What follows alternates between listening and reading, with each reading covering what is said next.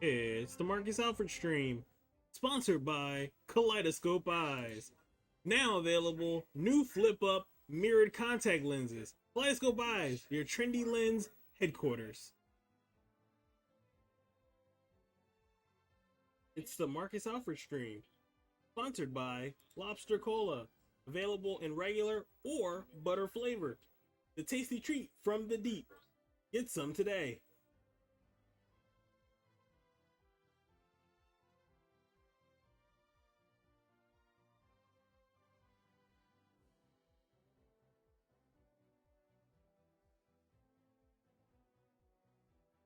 Ladies and gentlemen, boys and girls, children of all ages, Marcus Militia proudly brings to you its undisputed, undefeated heavyweight champion of the fail.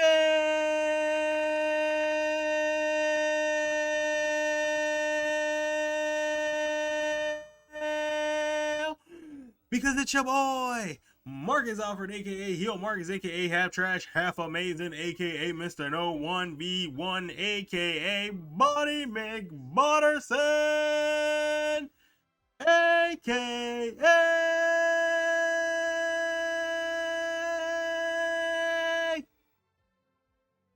worst streamer in the world.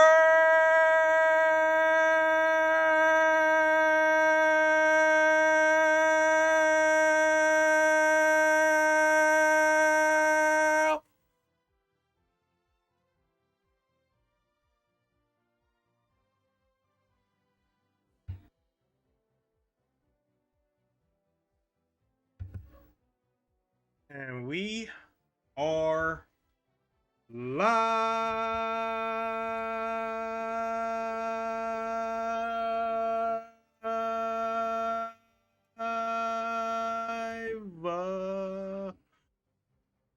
Welcome back, my friends, to the show that never ends. I'm so glad you could attend. Come inside, come inside. Kick off your shoes and relax your feet.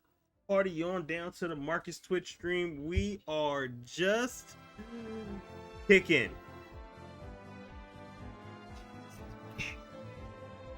Hey, what's up, guys? It is me. It is the Colossus of Clout, Mr. No 1v1. You know, all the good ones. Marcus Alford is in the building tonight. We all having a great Tuesday.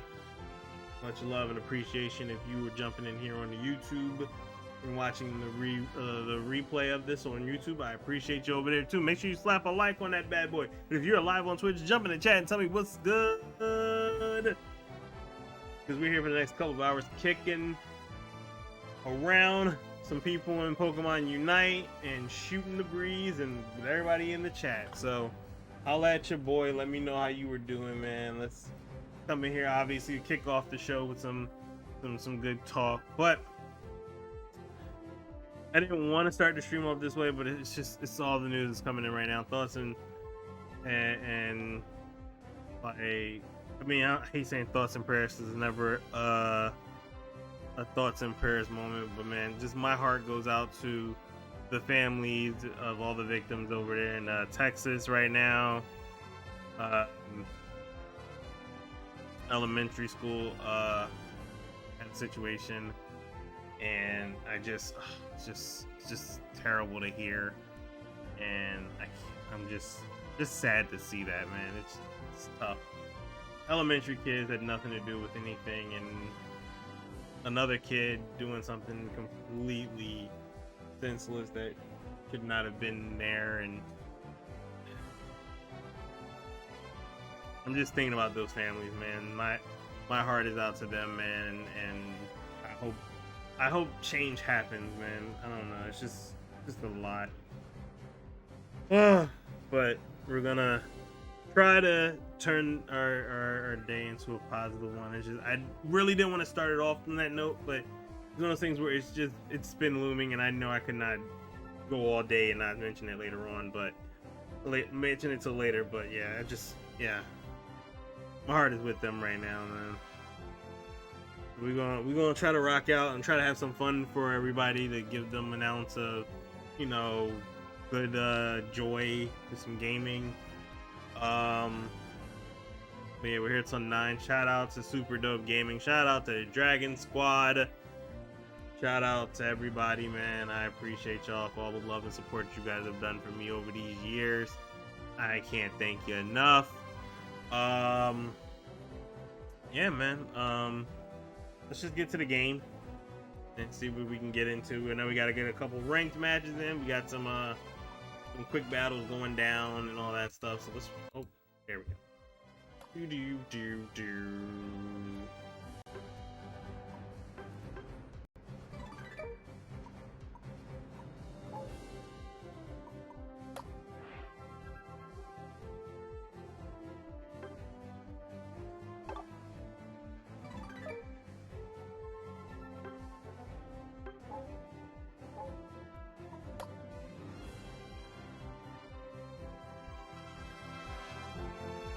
Make sure that stuff is up loud.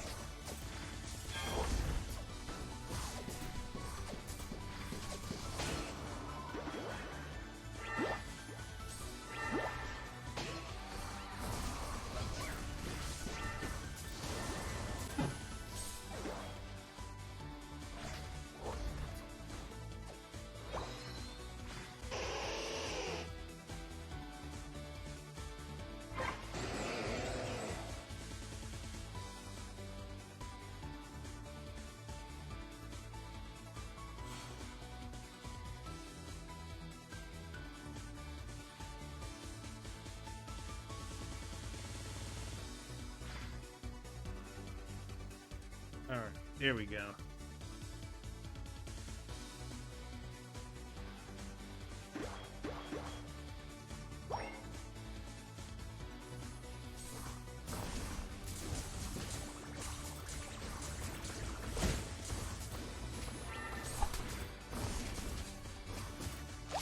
Come on! God damn it.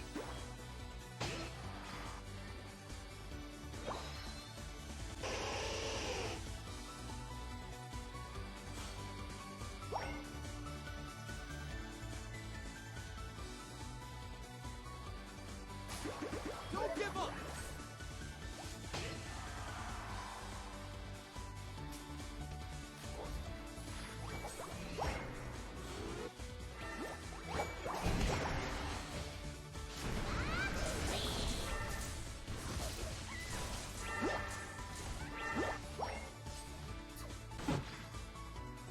Ugh.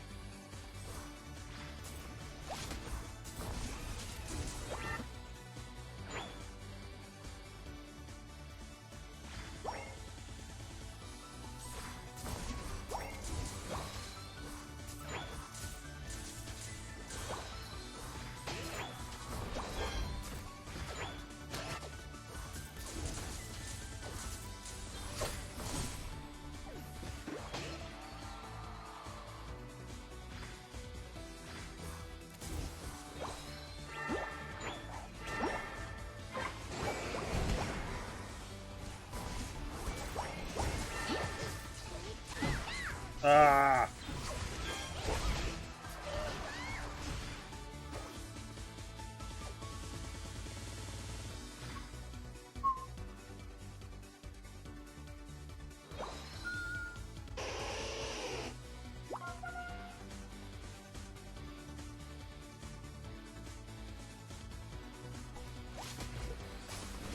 The final stretch!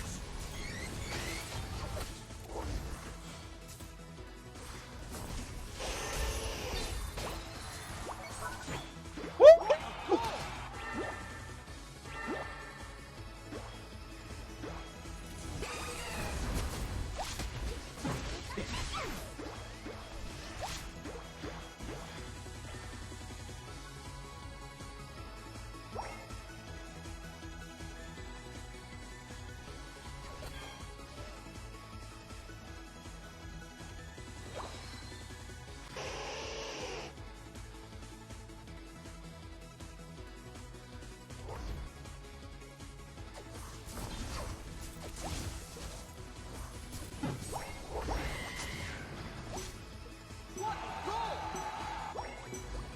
5, 4, 3, 2, 1. What a goal!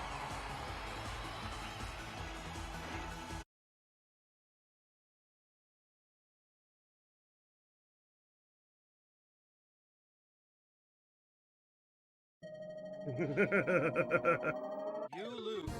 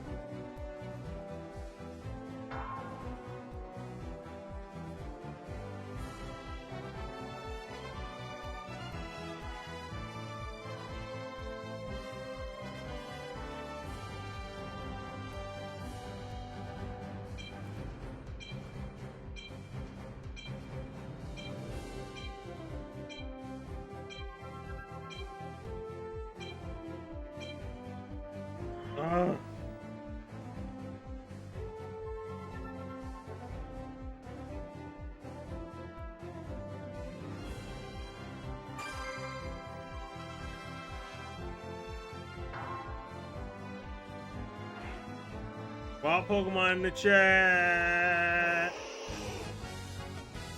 Exclamation point, Pokecatch.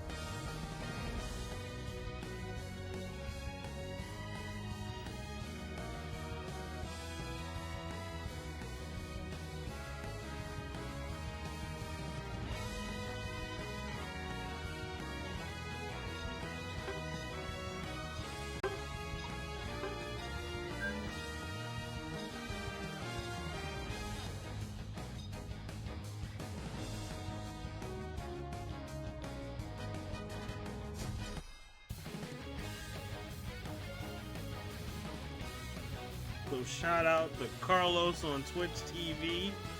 Thank you for the follow and the posture and hydrate. A lot of hydration here.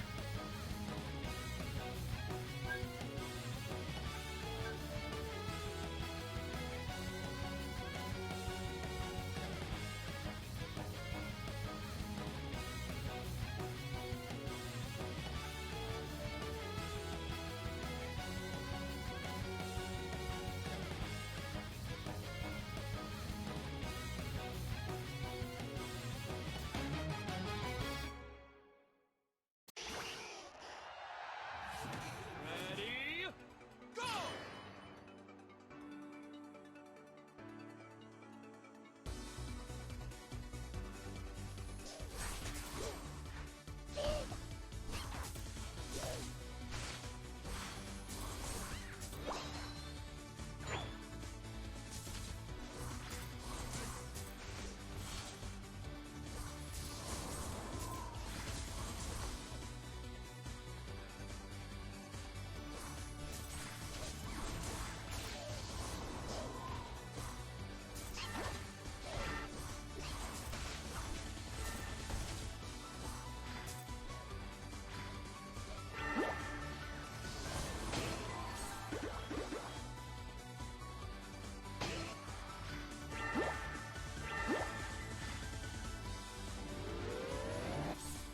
Done! Ah-ha.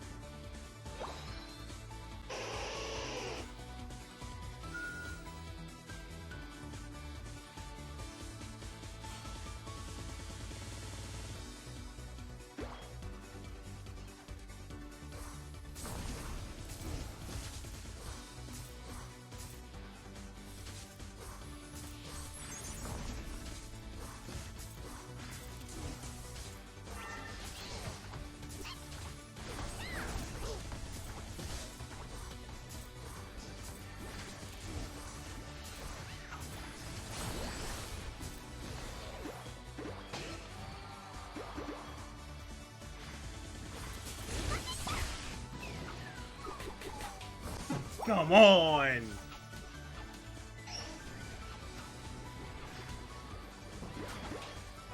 Fire!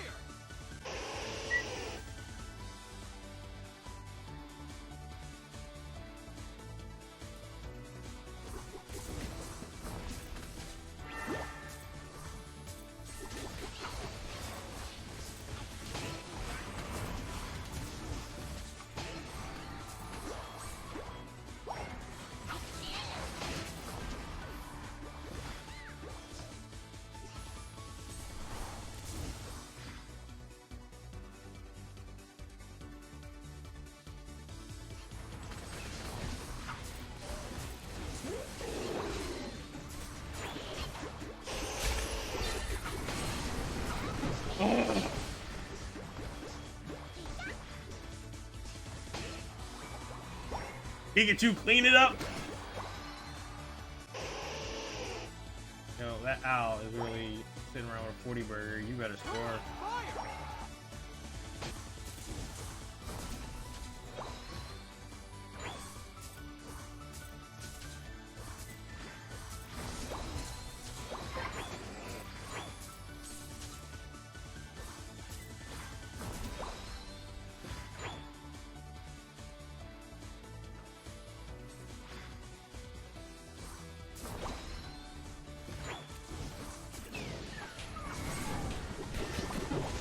Ugh.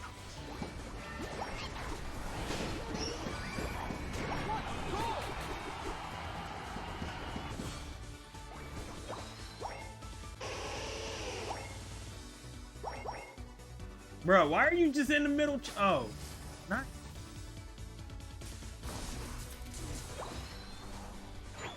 Okay, really mad. You get to the final stretch.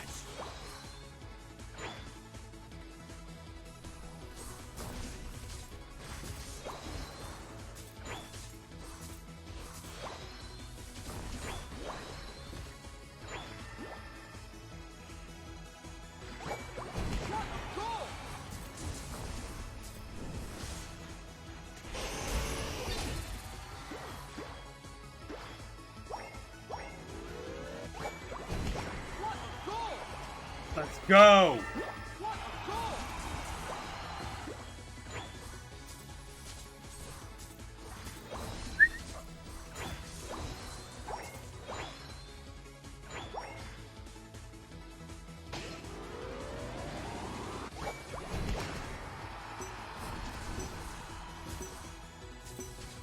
Five, four, three, two, one. Time's up.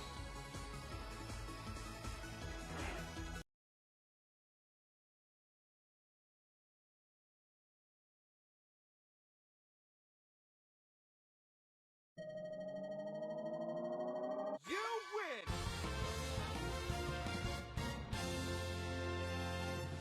Sup?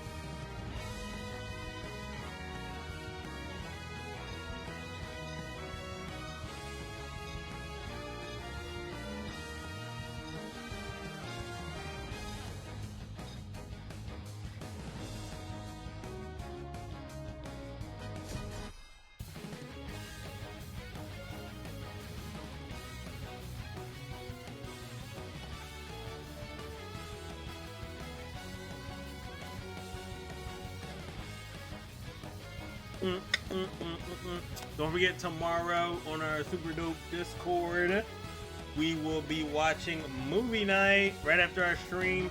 We might actually start a little bit earlier because it's a double feature. Teenage Mutant Ninja Turtles 1 and 2. So yeah, we might wrap up a little earlier than normal, just to make sure we get it popping for real with these movies. So we're gonna try to get both of them in tomorrow. I can't wait.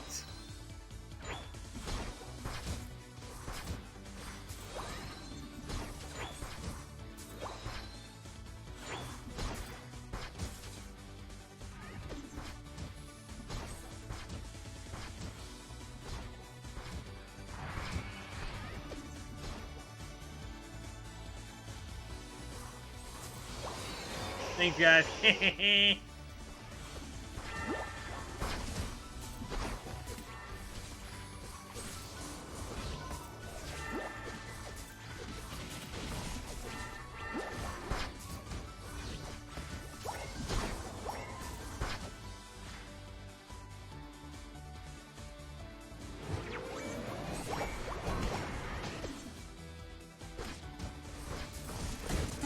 Yeah, I knew it. I knew I was low, but at least I scored.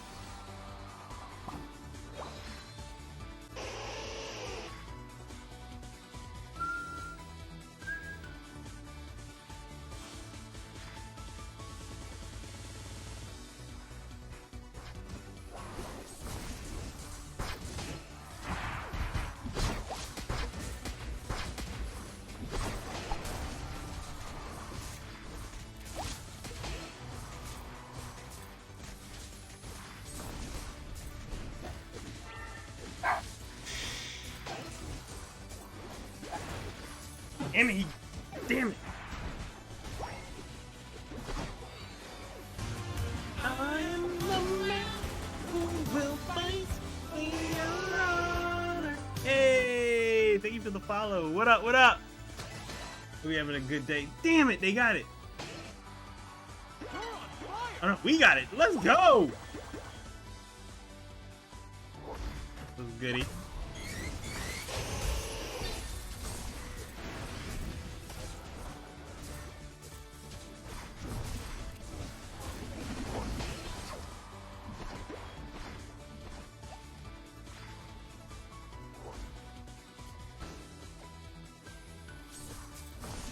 Dragon Squad! Hell yeah. Appreciate you coming through. Hope you're having a good day.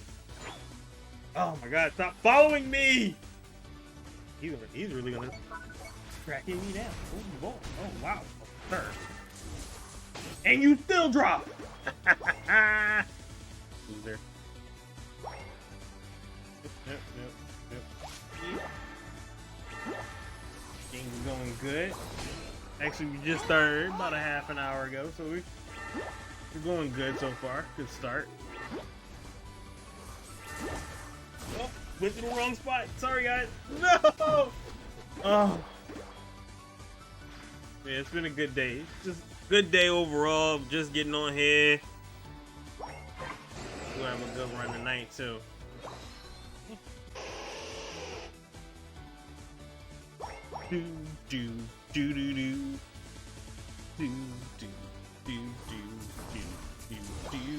Alright. Got about 20 seconds.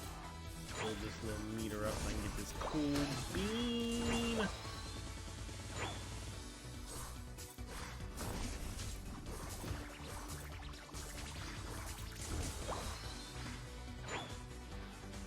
Ah.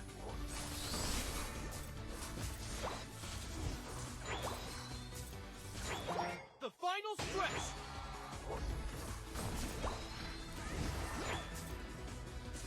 Apple martini in my hand, who won't spill it? Hey, yo, honey, let's go.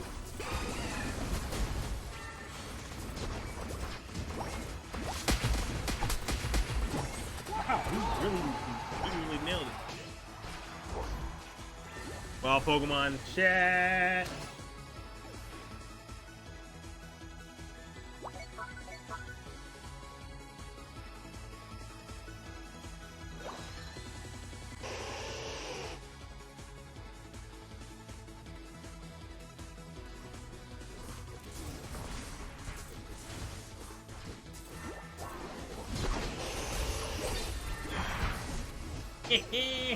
Let's go.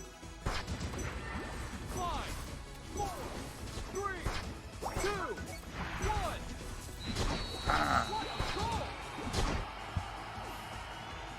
Hey. You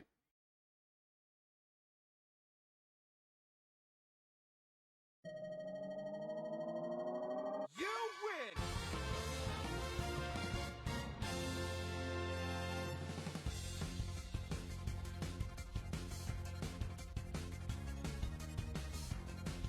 Whew. Yo, Dub. How? You know what? I don't even want to know how he got MVP. Probably beat out everybody.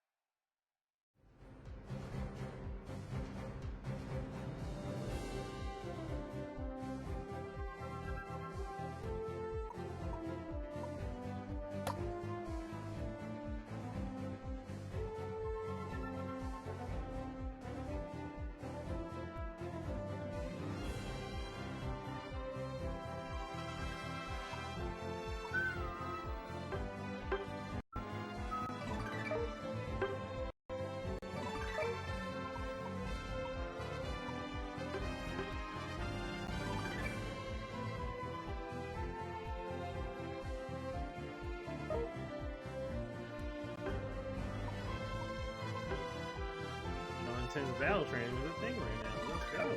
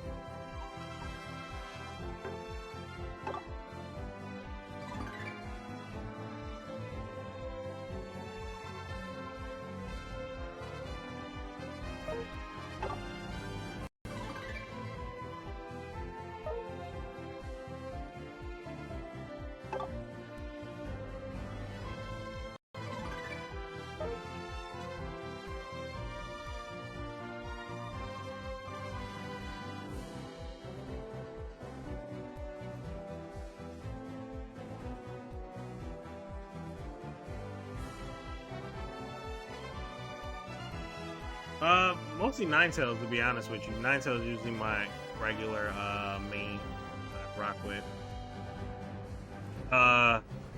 Charizard was one of my regular ones for a while. Gengar, and yeah, I think those were my three. Yeah. For some reason, I was really into Slowbro for like a day and a half. I was like really all about Slowbro, and then I was like, nah, I'm good. So yeah, it's been mostly Ninetales, Charizard, and Gengar. But Ninetales is always the main one.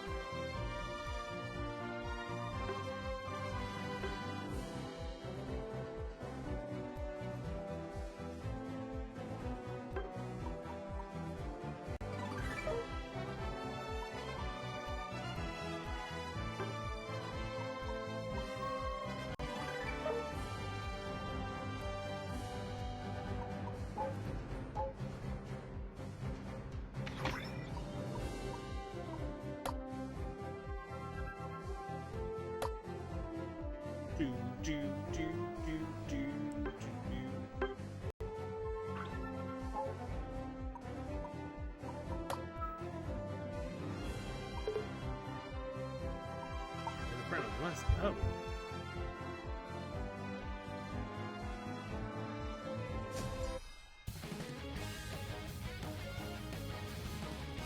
Yeah. Like, I want to do Pikachu because I really like Pikachu, but I mean, Charmander was always my go-to Pokemon to start, so that's why I was kind of really cool about having Charizard as one of my mains. But yeah, so it's been Ninetales all of a sudden just became my favorite because he was just, I like range attackers, all for it.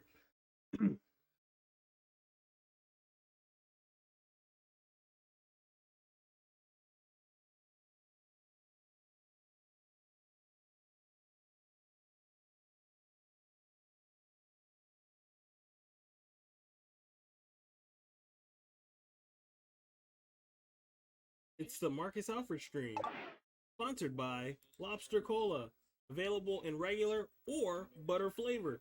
The tasty treat from the deep. Get some today.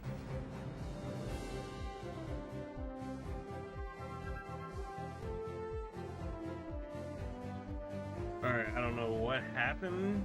Looks like connecting the server, internet dropped already. Interesting. See if I can finish spectating that, man.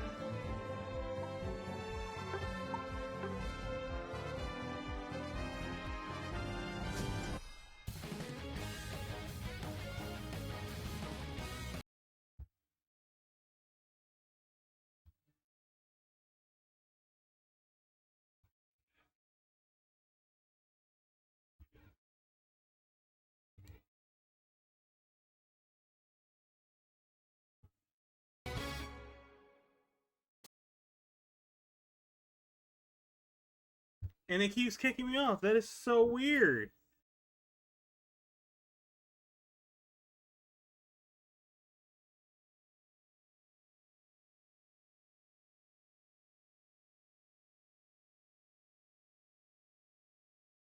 I just want to spectate this. Yeah. I muted it. But it's so weird. Now it's just connecting. There we go. Ready, go! We gotta knock out that spectating challenge. Get that out the way. Whew. All I do is hydration request in the feed. The loop.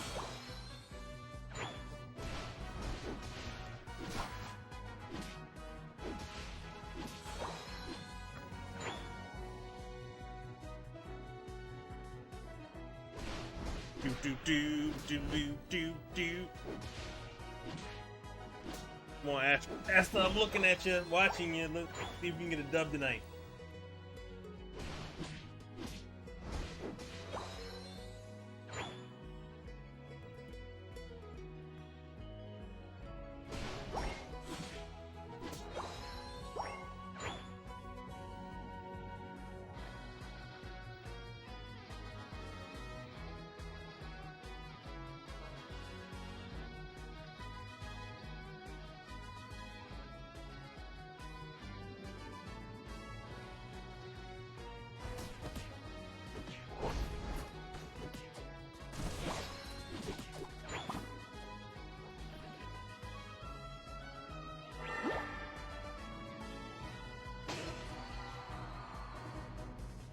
Yo, what up, what up?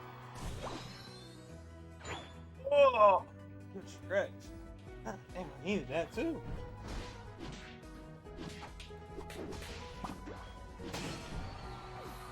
What you doing? How's your day going? Ooh.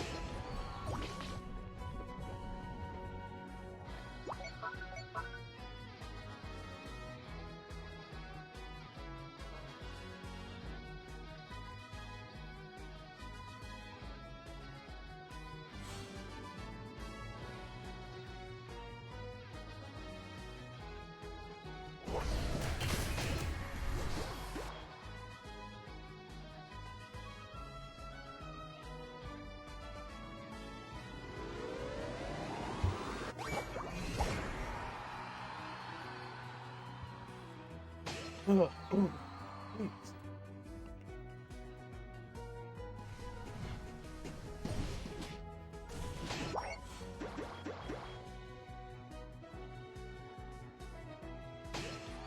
All right. Yeah.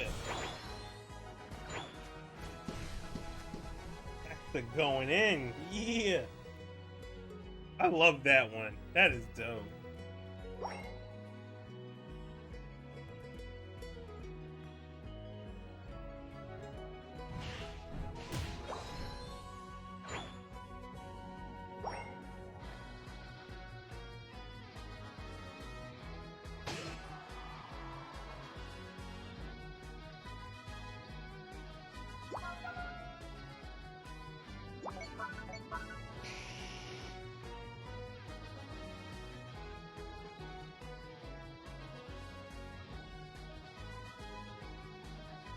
You're on fire!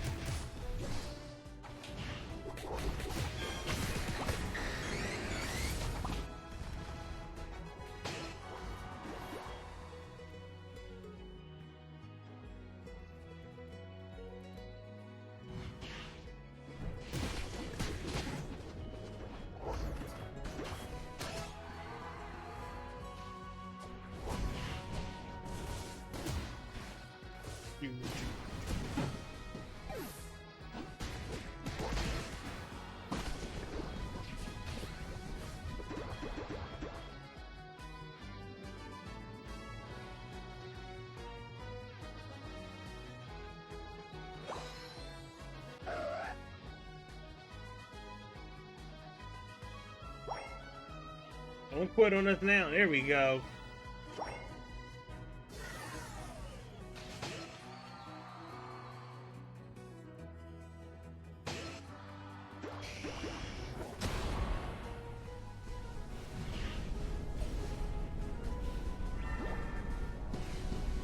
Charizard is giving them hell. Yeah. Wild Pokemon in the chat. Snubbull, I love him.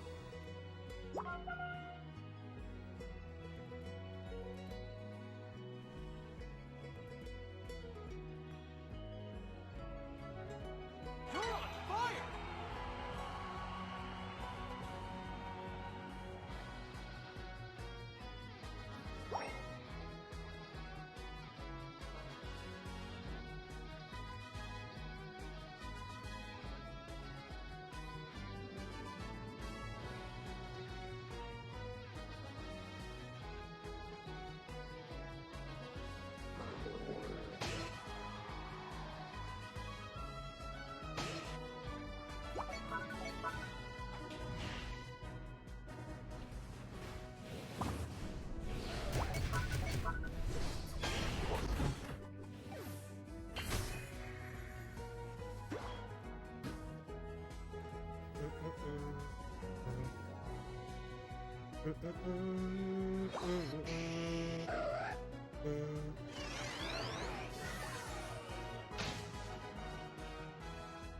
The final stretch! What a goal! You're on fire! What a goal!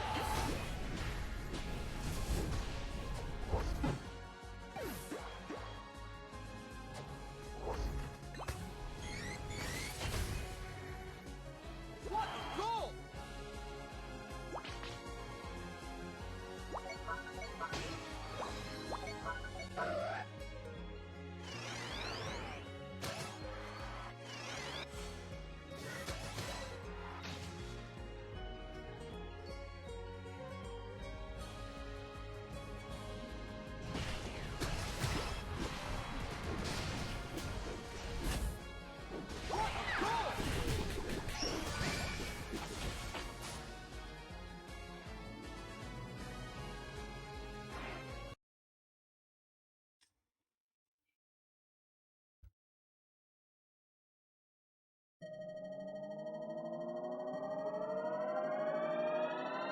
Surrender? win. Nope. Straight up, good job, though.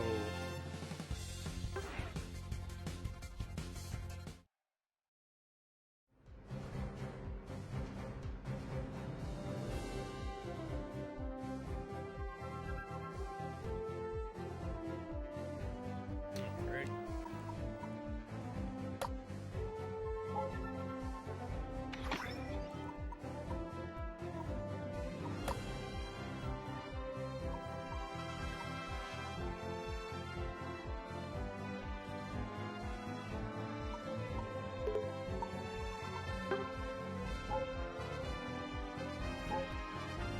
Appreciate that.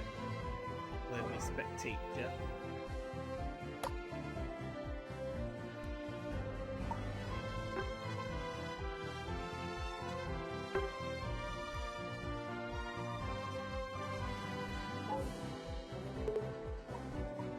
I'm gonna get a ranked match in a second.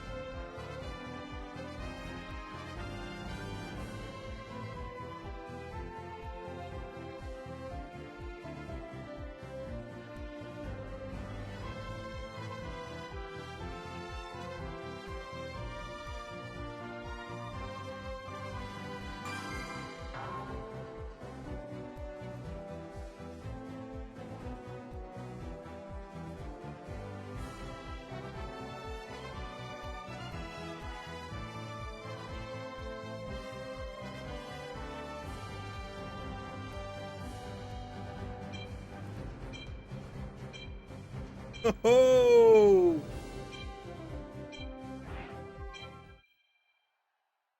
We haven't even talked about ringside news yet. I will talk about that in a second.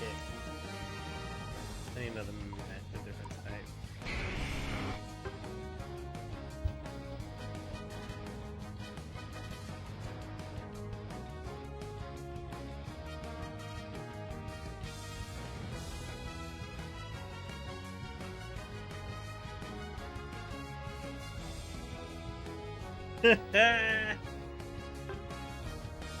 So I don't even want to give him a lot. In fact, I'll talk about ringside news after this match because it just got an interesting setup.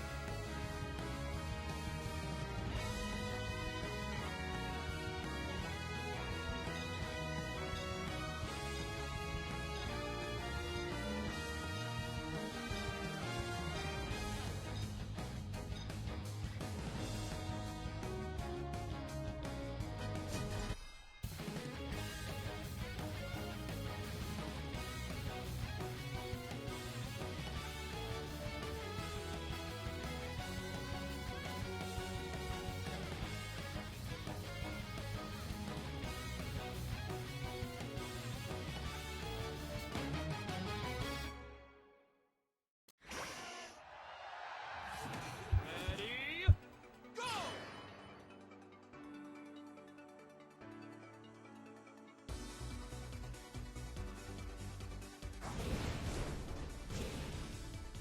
I felt like it's height.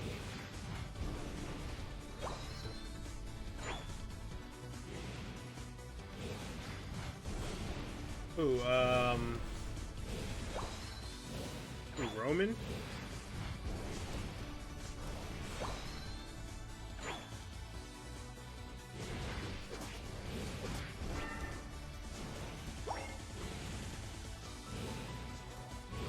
Yeah. Doing an amazing job. Yeah.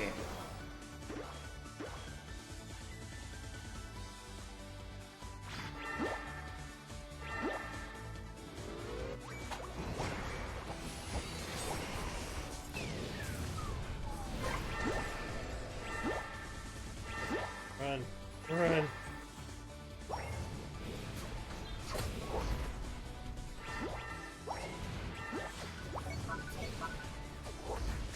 Oh, Pikachu! Damn it! Yeah, Roman's having an amazing run right now, and it's great to see. Like, he's killing it, knocking it out the park.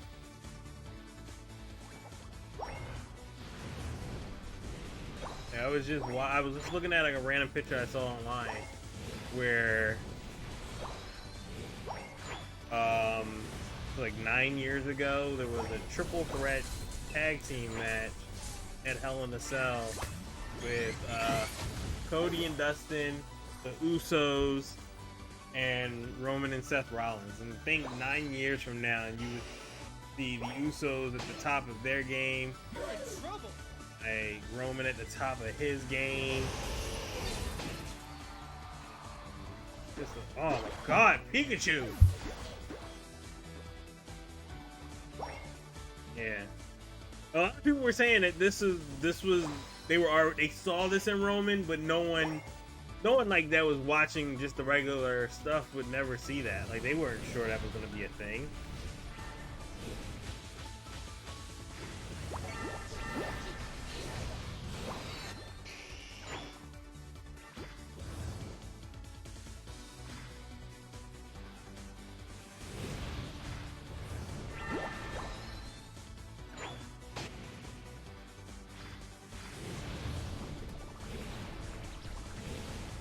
Yeah.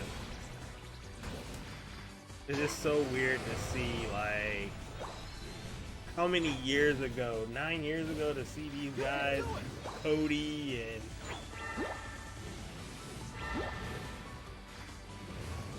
like, it was just amazing to see.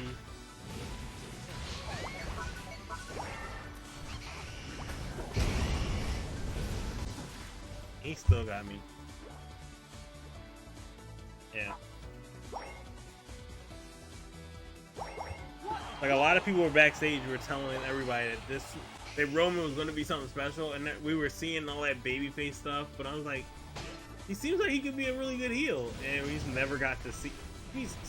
Pikachu!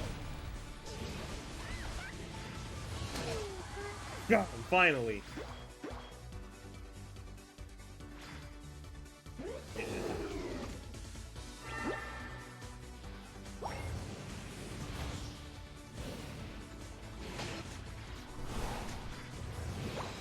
Give him the final stretch.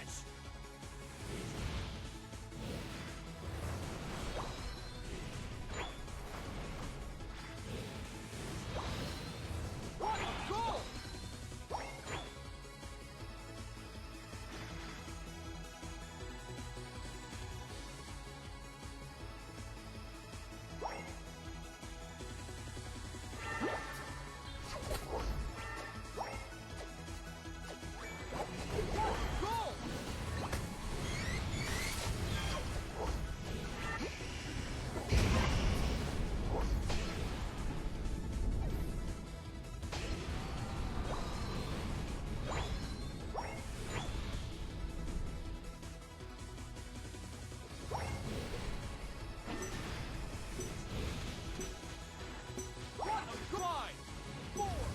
Ugh, I'm not gonna get it. 2, 1.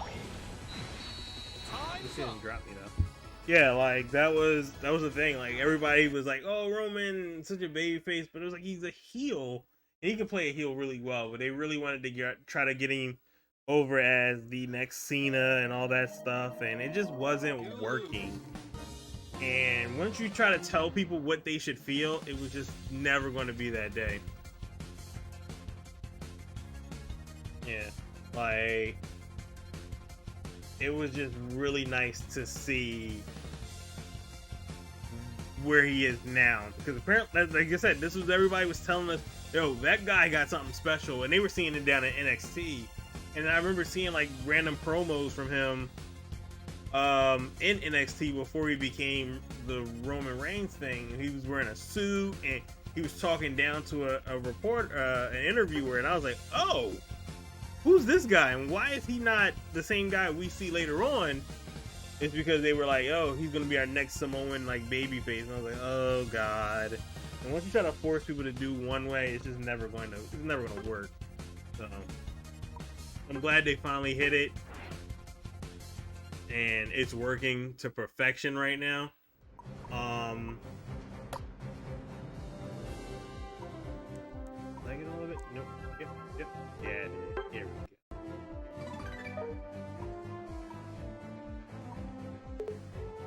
Alright. Now I do have to talk about Ringside News real quick. Ringside News is a blog, because I would refuse to call them news media.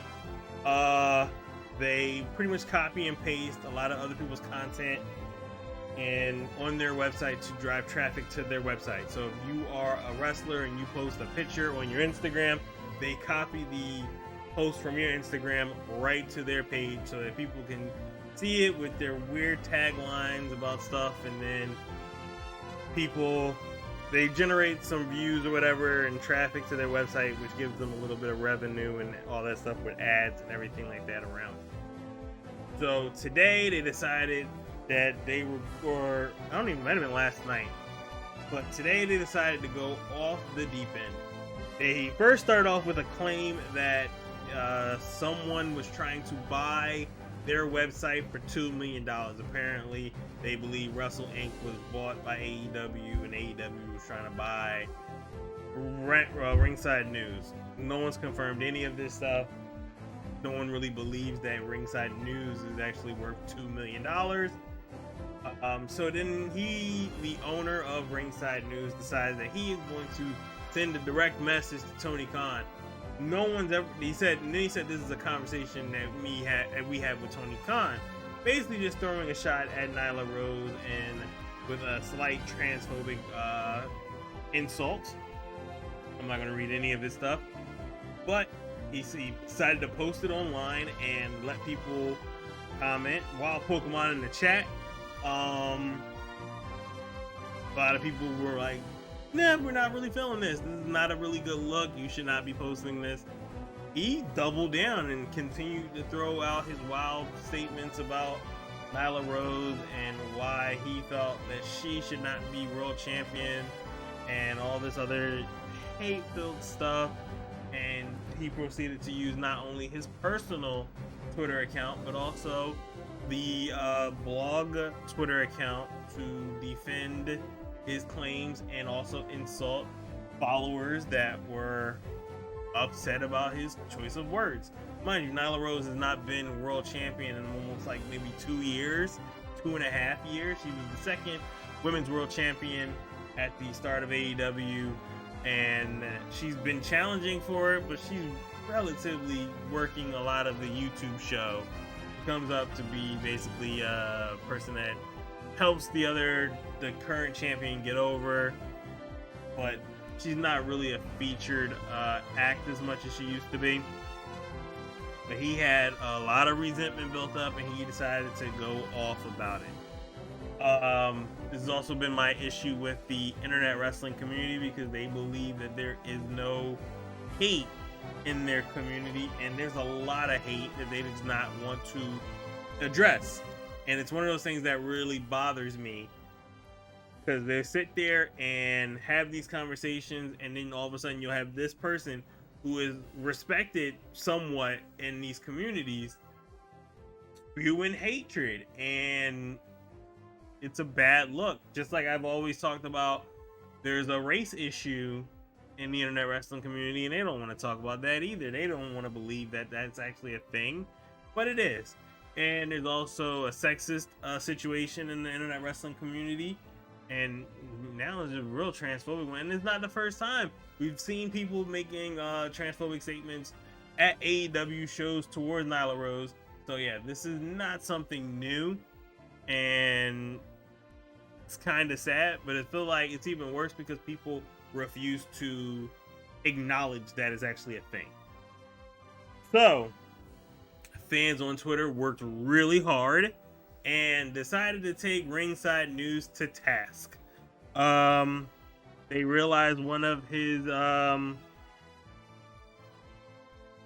ad people or people that they get ad space from, or not ad space, but ad drops or whatever, because you can link with certain websites and or certain news publications, and they'll post their links and on your website, and you kind of generate revenue from there if somebody clicks on a link or whatever. And one of them was USA Today Sports. They linked up with them, and they had an affiliate program, an agreement, and where they would post their headlines or whatever, and they're posting in their in Ringside News's blog. And now that they have been shown these transphobic posts, they are now deleting, they're terminating their agreement with Ringside News. Good job on them for seeing it. I mean, obviously, when most of these people sign up for these agreements, when most of these people make these agreements, they're not really looking at these people's blogs or whatever. They're kind of just looking to see what their engagement numbers are. They want to get a couple of clicks in there. As long as there's nothing that's really hate speech or whatever, they kind of just let everything slide and go for affiliate programs. But this one is a really hot button issue, and a lot of people on Twitter are sending a firestorm towards USA Today's media team, and they're like, nah, we're not even gonna waste our time. Completely cut their ties with them, which is perfect. And yeah, man, it's fun to see, because people think that, oh, we're just gonna say whatever and not care about how people feel about these situations. And there's consequences to your actions. If you have these personal issues with people, I understand you can do that. But if you're going to use your other platform, which is supposed to be about news and about reporting and about journalism and journalistic integrity, you have to leave your whole bias and your prejudice at home. And they did not, and now they are suffering some really harsh consequences. And hey, tough break. I feel no sympathy for Ringside News. I feel like they should be stripped of a lot of their revenue, because a lot of their stuff is stealing content from other people. You cannot sit there and call yourself a content creator while taking other people's content and making money off of it. So if you find a way to go out there and steal content from other people, and this is how you end up making money, is just stealing content, you don't deserve it. And you don't pay any of those people back that you get their content from. You just kind of take from them, send them to your website with false and misleading headlines too, which is another problem. It's a whole list of poor integrity that goes on at Ringside News. And I'm happy that they are finally getting the recognition for bad work that they do. So hats off to them. I hope you enjoy losing a lot of money for the next as many times you stay open with your blog.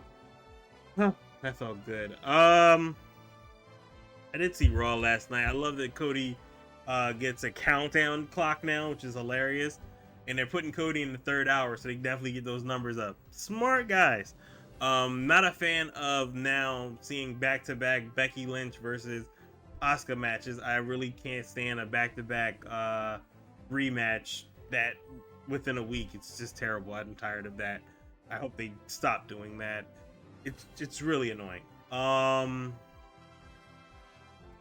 Let's see what else happened. Wow.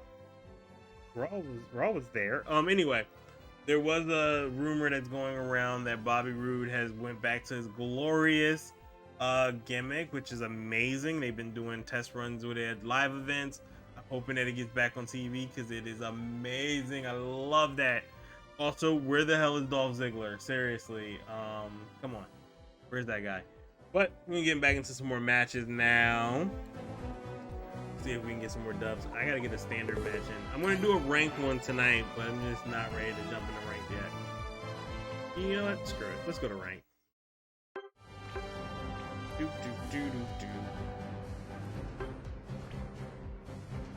Also, basketball-wise, I don't see Dallas losing tonight. I think they're gonna at least get one.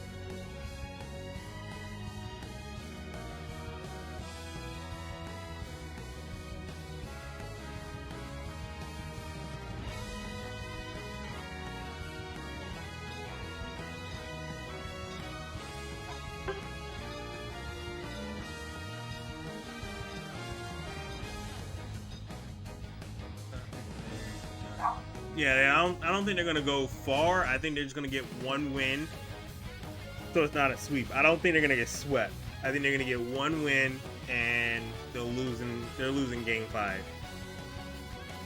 Golden State is dangerous. They look so good, and now that they're all fully healthy, good God, it is going to be wild.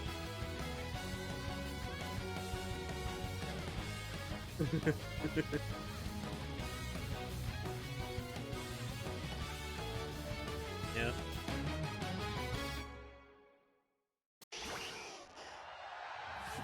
Ready, go! All right, let's go.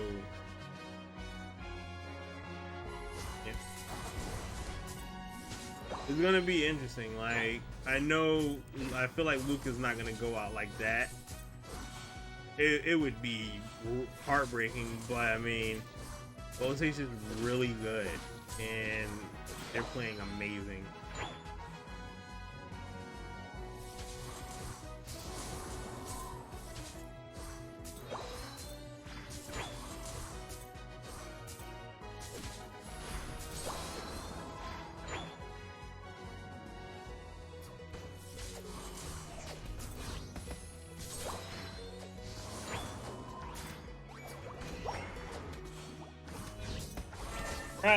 Crap, bro. Of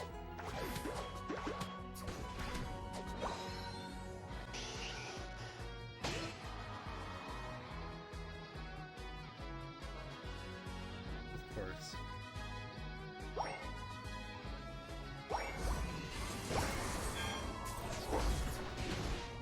Whoa!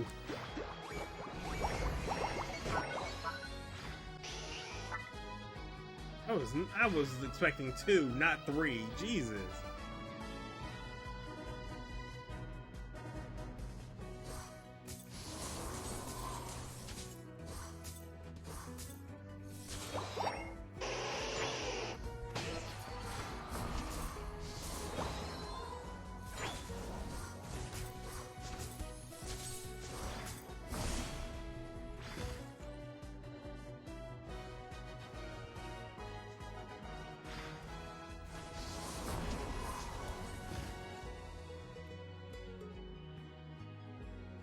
Yeah. Golden State's dangerous. I feel like it's theirs to the end no matter what. I don't think Boston will be able to do it. I don't think Miami will be able to do it.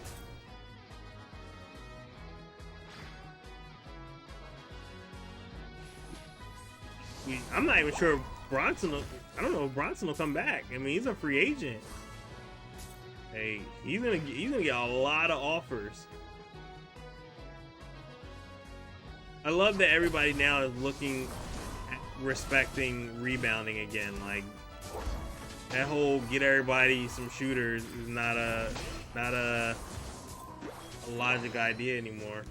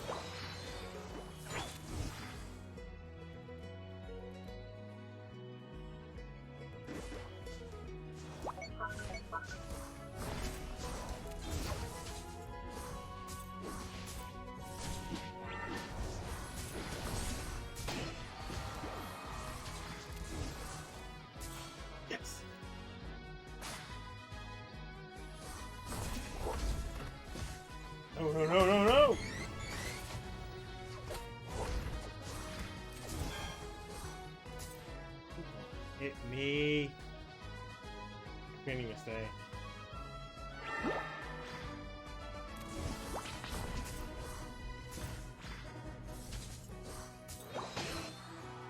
Yeah. That's one of the things where I was like, as a Sixer fan, I was like, we are getting destroyed on the boards, and it was ugly to watch. Like,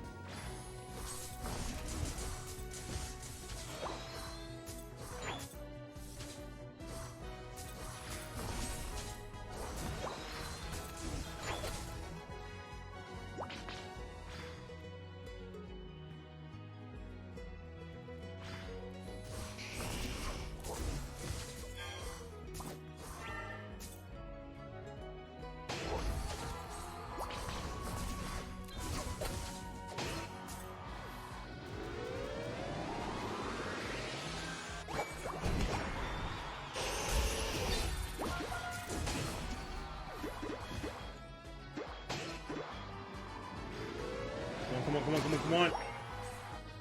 Let's go. Yeah, I mean, we did. It was one of those situations where it was just bad timing, bad organization at the time. I feel like if we had Doc then, we might have been able to keep Jimmy, but we'd have probably traded Ben Simmons at that point. Because he had to go. He needed to go. Well, Pokemon in the chat.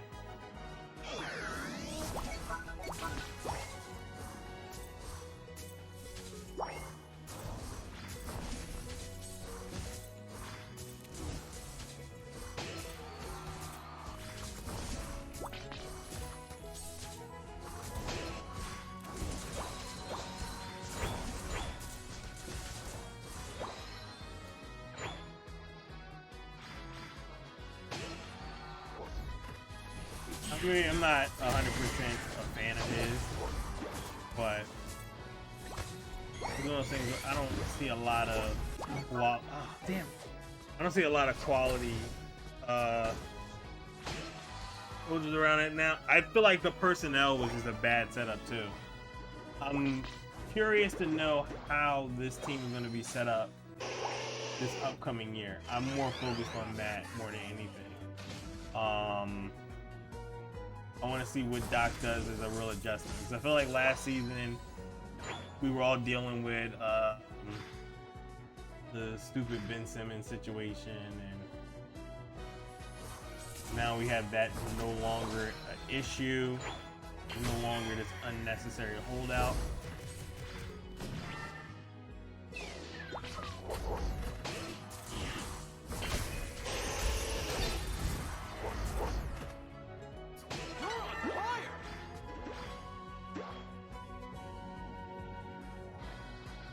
Yeah, he really does not like playing the young guys. We were doing live streams during his during the Sixer games, and we were always really disgusted that he would never play what's that boy's name? I forget his name now, but he would never play. Oh no!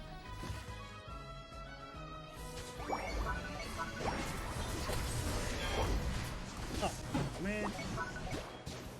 He would never play our young centers, and he was wasting our time with DeAndre Jordan and Paul Millsap.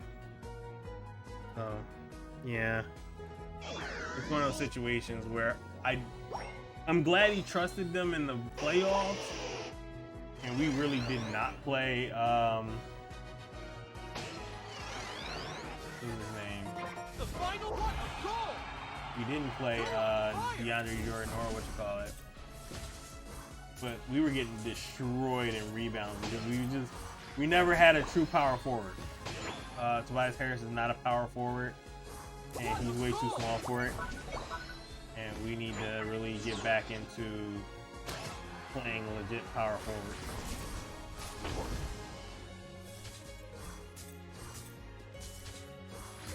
So I'm hoping that's what we do. I'm hoping that,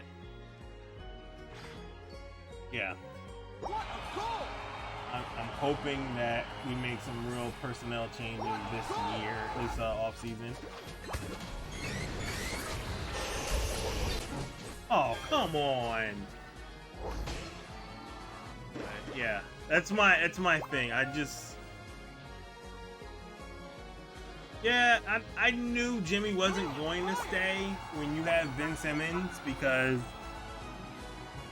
Ben Simmons is going to get destroyed by Jimmy's attitude. Like, Jimmy's not a nice person.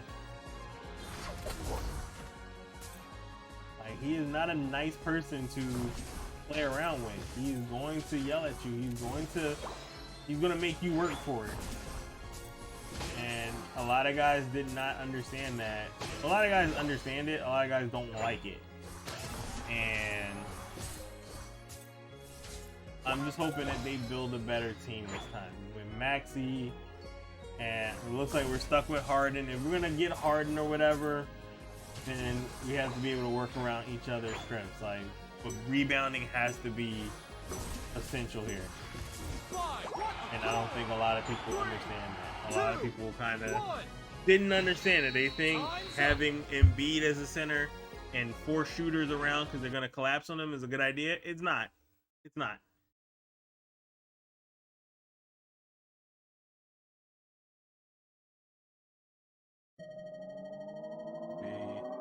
You win.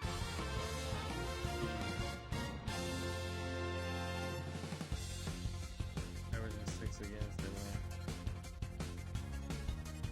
TB. Who's TB? Oh, Tobias Harris ruined it. No, Ben Simmons ruined Ben. I am not putting that on Tobias Harris or anybody else. That's a Ben Simmons problem. Ben Simmons has had a problem like this ever since high school.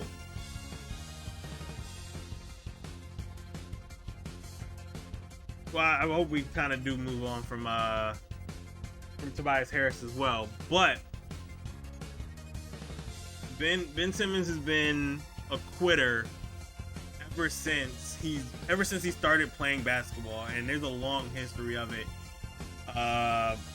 Quitting on his national team twice, quitting on his college team, quitting in the Sixers organization a bunch of times. It was more about us just kind of tolerating it and hoping that he would just do better. Like, and that was just kind of annoying that we got to that point. So, like, yeah, it just got to that point where we couldn't keep dealing with the attitude of Ben Simmons. But yeah, Ben Simmons ruined a lot of it. But that's what I'm saying. With this whole Ben Simmons situation behind us, and we're getting an older... Nah.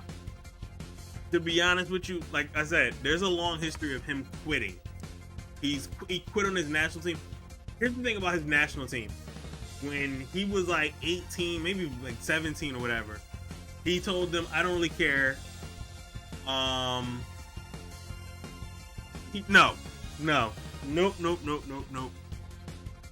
This is his MO, and that's the thing about it. A lot of people give him sympathy.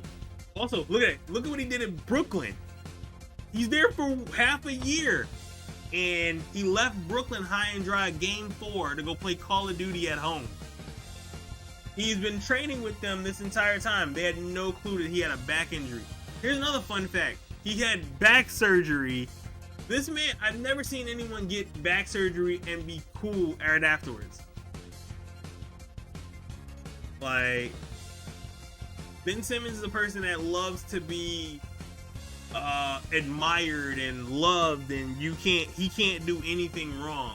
He does a lot wrong, and he quit, not just on us, but he's quit on his national team. He quit at LSU. That was another thing. He told LSU, I don't care about any of this, I'm going to the league, and basically sat himself out. There were teammates on LSU that were like, yeah, he really does not care. He quit. He's not interested. And he did that to his national team. Here's another fun fact about his national team. So he was at his national team, and this is after the first time he quit. He said, oh guys, I'm coming back. They actually had the Australian national team taking on USA in a couple of friendlies. They advertised this is Ben Simmons' return to Australia. He's gonna play, and I think it was like a 3-game series or whatever, or a 2-game series, something like that. They had everything promoted, all about Ben Simmons and how Ben Simmons was gonna take on America. Ben Simmons versus the USA. The day before the game, he said he wasn't going.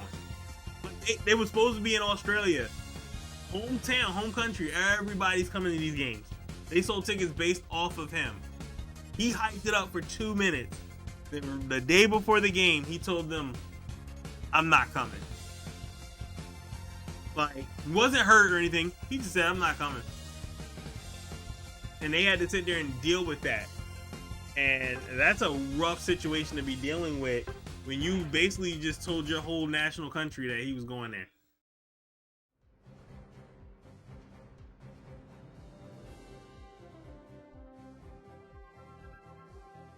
But I'm saying, he's getting the backlash or whatever. But here's the thing, what team is going to allow this anymore? First thing first, when players start realizing you're a quitter, they can't trust you. He's not a kid anymore. He's not a kid. He used to be a kid. He's a grown man now. A lot of these decisions he's making is on his own. You don't have to be a LeBron James. You could have just been Ben Simmons. He does not care. He more cares about being the celebrity than actually being the player sometimes. And that's the problem. He loves the celebrity that comes with being the player, but sometimes he does not care about the game. And until he actually gives a crap about the game, no team is going to be good for him.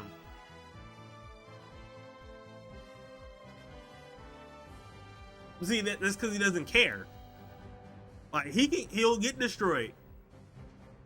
But the thing about it is, Kobe cared. Kobe cared and got better. Like, Ben Simmons does not care and refuses to get better. He's a great athlete. He's a talented person, and he could be amazing. He could be one of the greatest. But because he refuses to actually take this seriously, it'll never work for him. And look at the situations he's left. He joined a team with Kevin Durant and Kyrie Irving, two amazingly gifted players. And they were supposed to be destroying people. This was supposed to be a scary lineup for them. And he decided, oh, I'm coming back for game 4. They lost game 3. He disappeared for game 4 and then came in there and said, guys, my back's a little hurt now. Now, here's the thing. He told people that the back injury was a mental block for him. You don't get back surgery if it's all mental. That's where the questions start coming up. It's a lot more excuses, a lot more issues because he's quitting.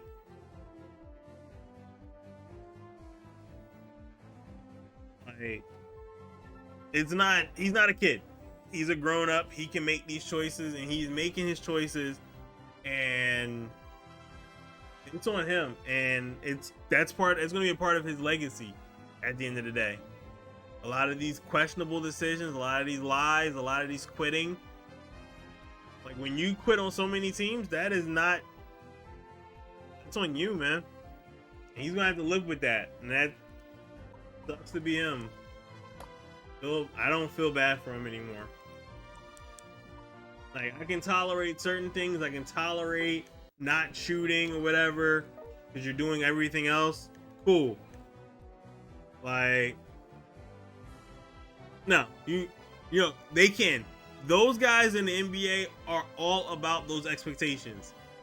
Like, that's what separates you from everybody that's just in AAU.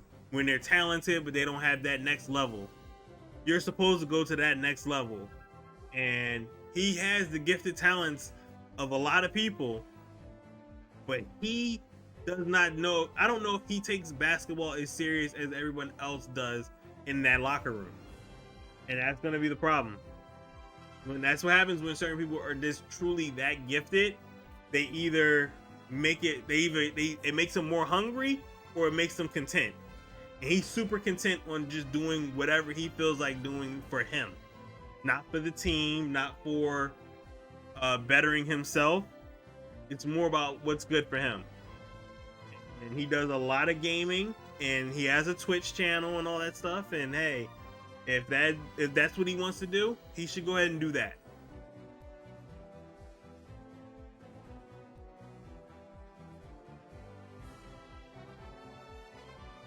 I'm just saying, yeah, Paul George, MJ, CP3, AI.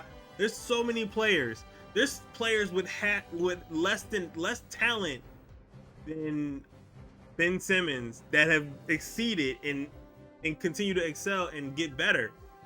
So when you have that much talent, there's no excuse. That's on him. I can't give him a pass. Can't do it. Zion's a situation I'm nervous about because Zion is, I don't know. I have a lot of back and forth issues with Zion. I feel like the people in your inner circle have to know that you're the priority, and making sure that you do not make questionable decisions has to be one of their priorities if they're in your inner circle, because you're not, some people aren't,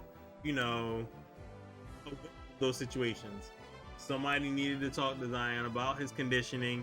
Somebody needed to talk to Zion about his eating habits. Well, Pokemon in the chat.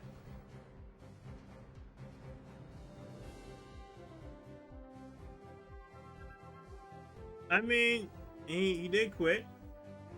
And I mean, if there was an internet back then, they probably would slam him. But the whole thing is, here's the thing: Michael Jordan quit and went to baseball and failed. He failed badly at baseball, but it didn't stop him. Like, that didn't stop him because he went right back to basketball. He knew basketball was still there, and he still elevated to get better. Like, even Michael Jordan in the Wizards, he wasn't the same explosive guy that he used to be, but he also worked on his post game, worked on being a better shooter. And that's what you do when you start adapting. That's what the greats do. That's how you become great. LeBron James was always a guy that was always slashing and overpowering, and now as he gets older, he's becoming a better shooter. You have to adapt with the times. Ben Simmons is still super young, has a lot of athletic ability still with him, but he doesn't adapt. He doesn't get better over time.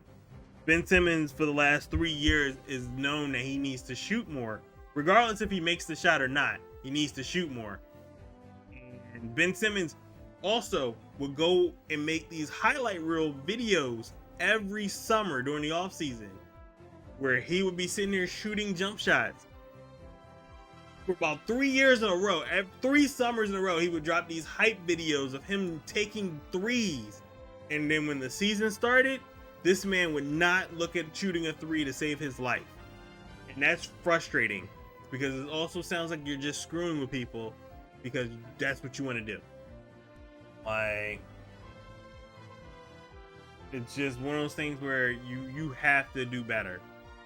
And it could be pressure, but it also could be just he does not care. And some people just don't care. Some people could be the best athletes and just don't care. And I think Ben Simmons is one of them. It's kind of unfortunate. It's a lot of wasted talent that could be amazing. Nope. Ben did not like Jimmy at all, because Jimmy would call him out. Jimmy would call him soft on many times.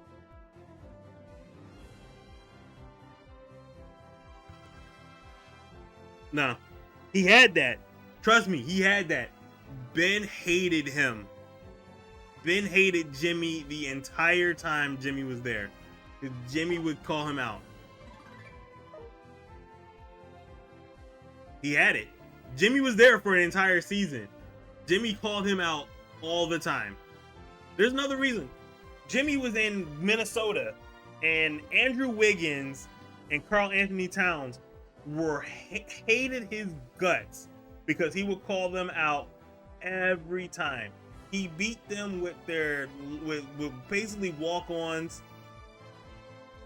and like he just did whatever, and he destroyed them, and they got rid of him too. Jimmy goes in there and he's gonna push. He pushed in Miami.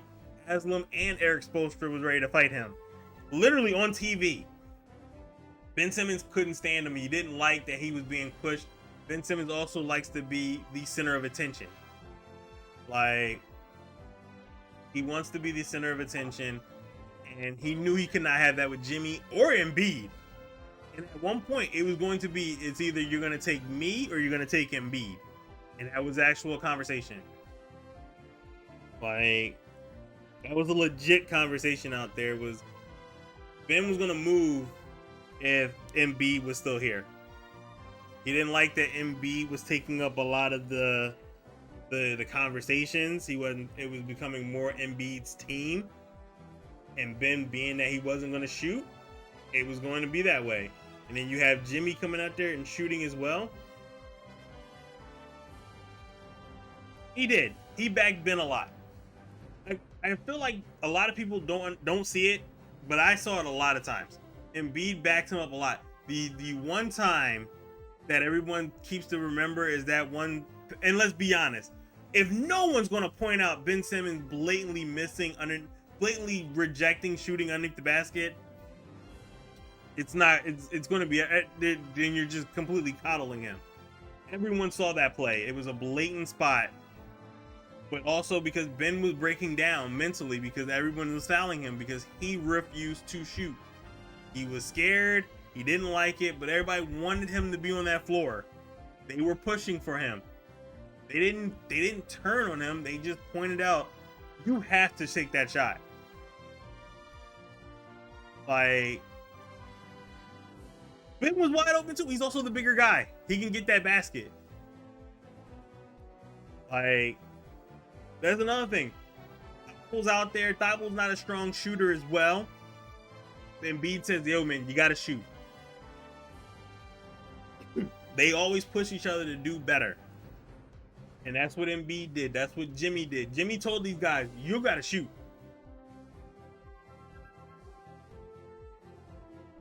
He was wide open. Ben Simmons was wide open for an easy bucket. But he was scared that he was going to get fouled in the process. So he could have gotten a pass up. Like, that's a blatant move that he refused to do. And the thing about it is, even if that hurts you a lot, that they called that out, we still have an entire season of bad plays. We lost to Atlanta. If he's a pass first guy, that's fine, but you also have to remember there's a shoot. You have to shoot. Like, you still have to eventually make a free throw. Like, even if you're not a good three-point shooter, you have to be able to shoot free throws. And they're going to foul him. They fouled him the entire time during that Atlanta series because they knew he was afraid to shoot. And he's way too young, and he's had plenty of off seasons to work on his free throws. Like, there's no excuse. His shooting was terrible, and they targeted him. And he has to be called out for that. He has to be held accountable. And he refused to really hold himself accountable for a lot of stuff. Jimmy's not going to tolerate that. And when you have a franchise that is catered to Ben and Embiid, and you see Ben kind of giving you 30 to 40%, when Embiid is giving you 100%, Jimmy's giving you 100%, they're not going to be cool with that. And Ben's not going anywhere because Ben has the max already. So you got Ben with the max. Jimmy wants a max, but now you're kind of figuring out Ben and Jimmy aren't going to work eye to eye. They're not. Ben does not want to hear anything that Jimmy's talking about. We're kind of screwed. So yeah, it was an ugly situation. Jimmy wished he could have stayed here, and I figure if we could have moved Ben and kept Jimmy, we feel a lot better.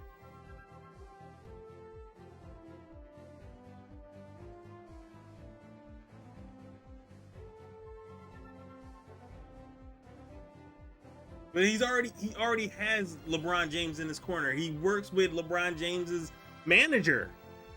He's in that camp already. He already has the ear of LeBron James. Rich Paul is always with these guys. Like this isn't new, and I feel like we need to stop giving Ben all these chances if he's not willing to take them in the beginning. He has to wake up if he wants to be in this league. And that's the problem. He's not trying to be in this league right now. He's more focused on every other thing. No, stop it. He didn't leave him hanging. He called out that one play and said, "We can't miss that. We have to take that shot." If you're not going to be willing to hold your little brother accountable, then you're not a big bro. Big bros always hold their people accountable. No, Ben did not have to handle media press conference alone. And B was at every conference too. Ben was not at some of them. And B is at all of them. He could have sat with Ben. Ben chose not to sit with people. Ben chose to sit alone. There's a lot of Ben selfishness out there. Ben, that's on Ben. Ben chose that. Ben got upset. Ben does not like being the number 2 at all. Ben does not want to be number 2. And I don't think a lot of people understand that. Ben does not want to be number 2. Ben wants to be the big bro. He did not want to be little bro. He did not like being little bro to Embiid at all. He's been coddled. He's been coddled. We can't keep coddling him. He was coddled his entire 5 years with the Sixers. From Brett Brown coddling him from his injuries to starting the season all the way up until right before Brett Brown was fired. Like, they coddled him. No. Well, I'm saying, as a person that is here watching them all the time, they did not turn on him the first time he was awful. Absolutely not. He's been what he's been for so long. They already knew what this was. The team did not turn on him. They called out that specific move because he is a person that looks at himself and says, "I'm going to do better," and did not do it. It's not. I watched every game. There's plenty of times where Ben has chosen not to be aggressive, to be super passive, not even like being like, "I'm going to pass first," whatever. No, just very blah.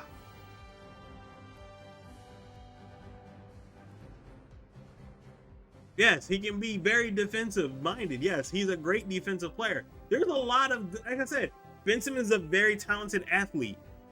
He works very well. He does a lot of good things. But in a league where you become an offensive liability, you have to step up.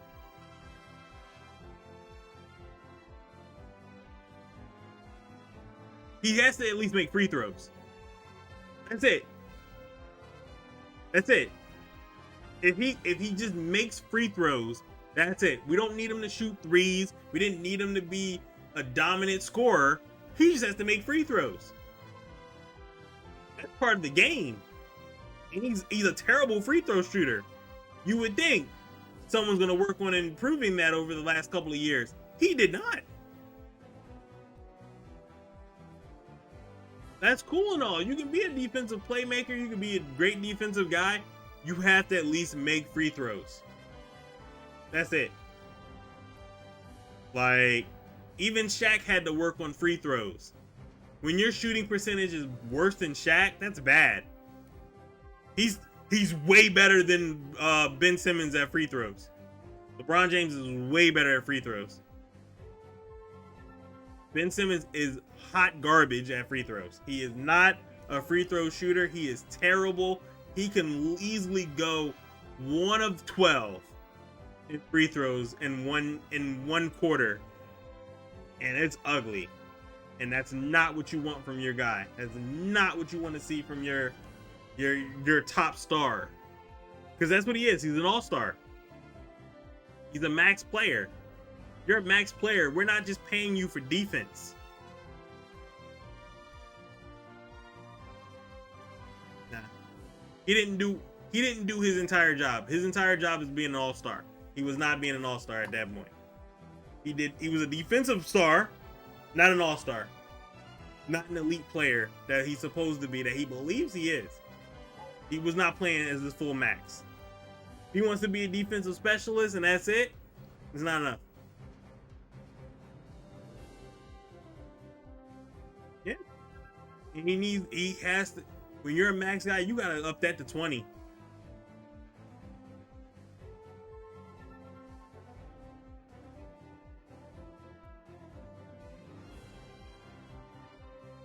I'm not saying they're both. They both did not play. First thing first, Tobias Harris is not a max guy either.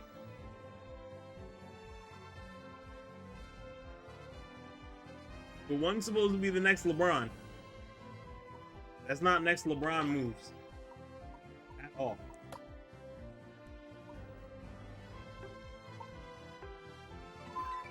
Wow, Pokemon in the chat.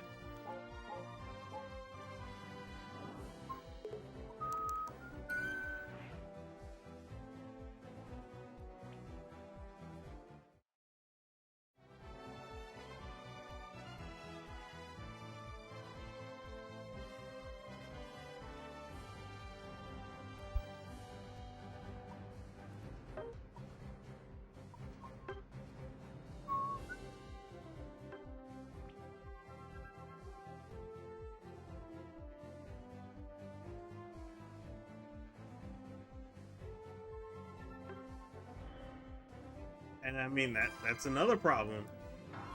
Like, it's been what, 6 years? What, 5-6 years? When is this supposed to happen? Why, it should have developed a long time ago. At this point, it's like year 6. Like, for max money, he has to be offensive. That's the problem. For max money, yes, he has to be offensive.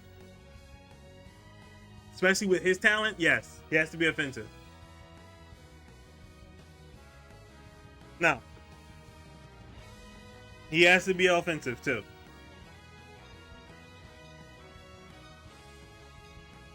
Draymond also shoots threes and actually can score. Draymond's a scorer. Don't compare him to Draymond. Draymond's defensive too, and he can do playmaking, but he also scores. Yes, they do. They have definitely asked Draymond to score a little bit more. He hits threes. Draymond can shoot a three. That's the thing. Draymond is an all-star. You have to shoot. Ben don't even want to shoot. Wide open. Ben Simmons can be wide open for a three and refuses to shoot. Like,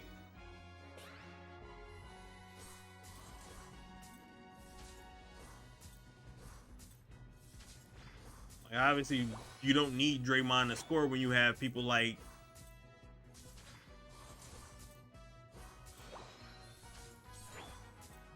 you're not expecting Draymond to be out there scoring because you have some of the best scorers in the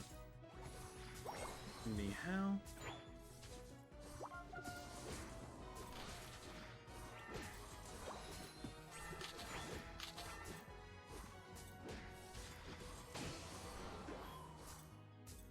Oh crap, come on.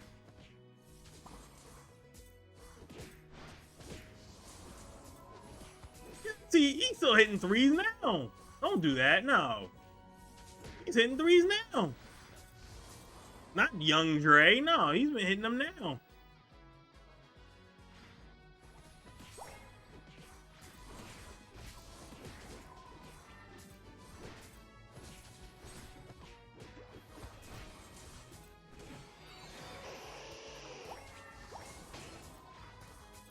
He can hit threes now. He's done it.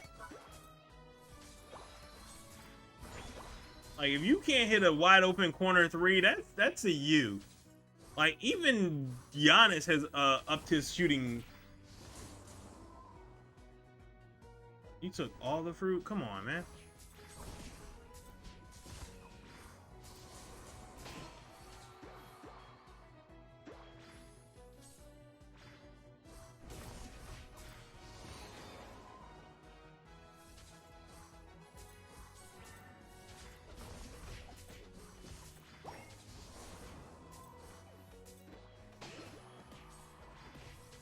Nah.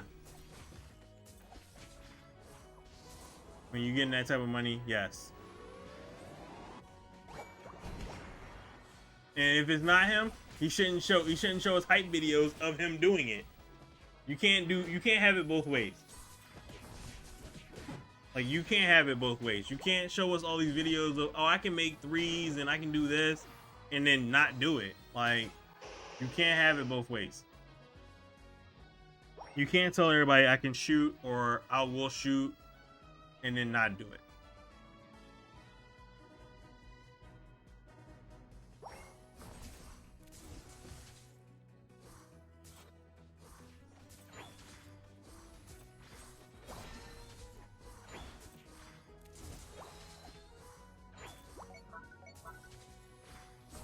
No, he ain't even a Pippen. Pippen can score too. Like,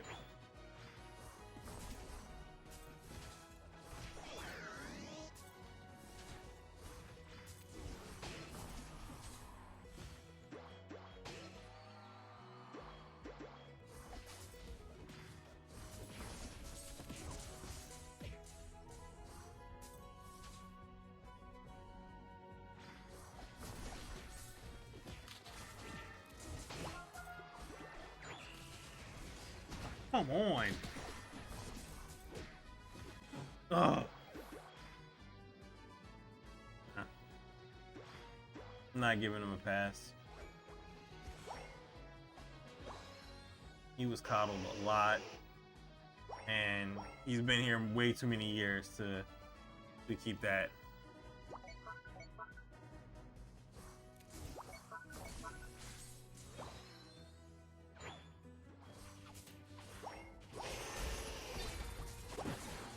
Jeez.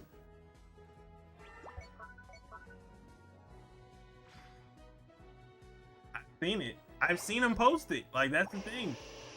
If he didn't post those videos, nobody would have cared. But he did that to us.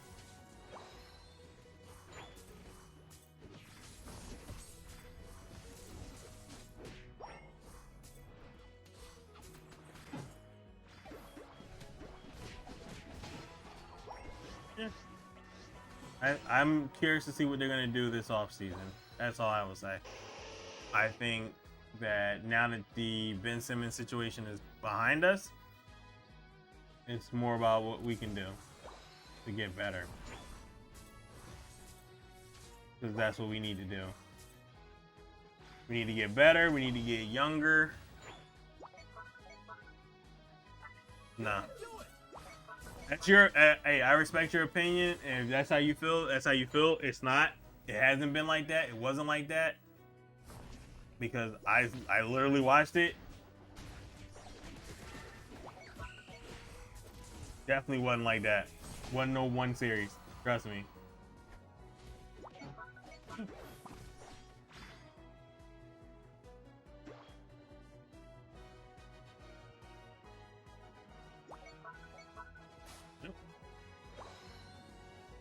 He got expectations. He sure does. That's on him. But even his scouting report questioned his questioned his commitment to game. It's not new. But see, I've seen he has offensive game. He just doesn't show it. He doesn't play it.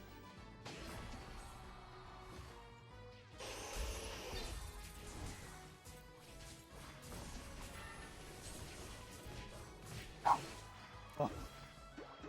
Come on, man. Why are you? How are you this fast? Damn.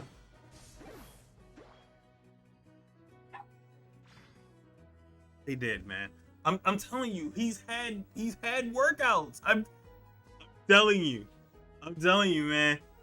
You might not see it. I've seen it. I follow this team with every being in my heart. He has people been working with him. He had Shooter. He had people doing work with him. Like he has videos of him shooting threes. He just didn't do it. He just would not do it in the game.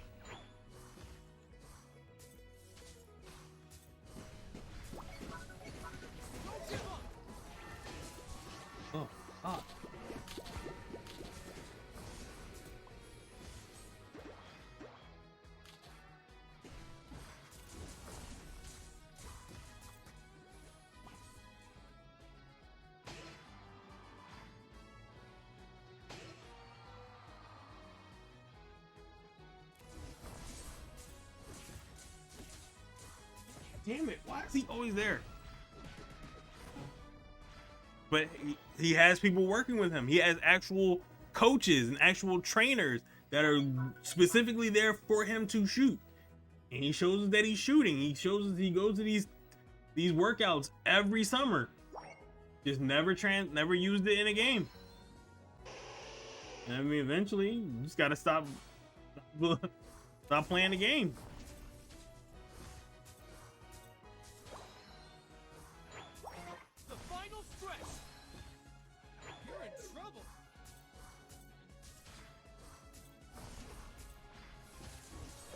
We gotta score. Crap, we are low. Ooh. He's not even willing to take the shot. That's the problem.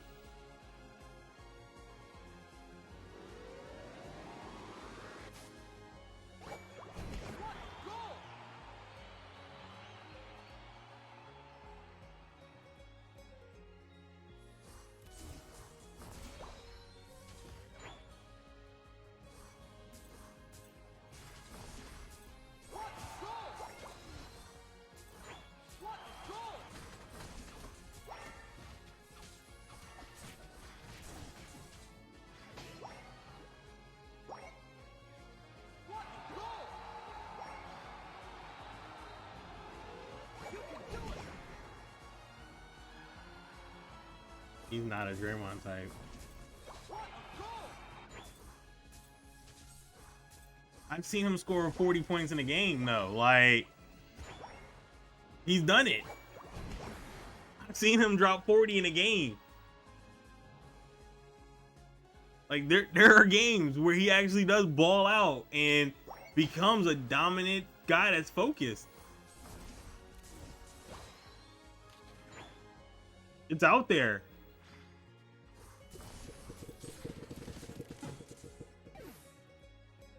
I've seen him actually carry games. Like I've seen Ben Simmons carry a game without Embiid. So he has the ability.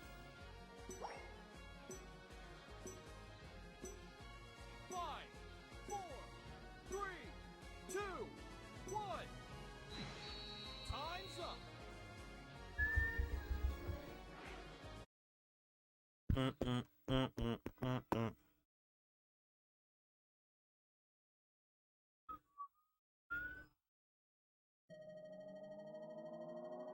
You lose.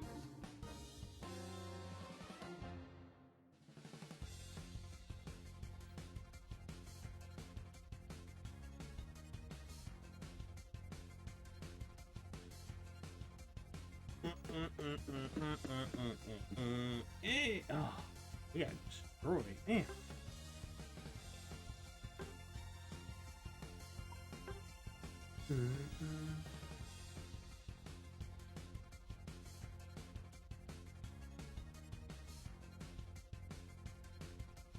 It's fine to be a playmaker, but you still got to be able to produce once in a while. Like, you can't just get hot like that often with a max contract.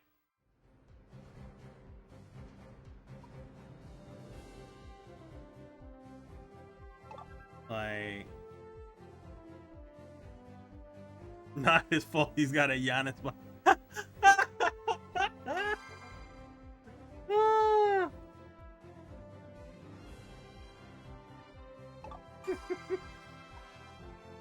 sending me invites. Come on.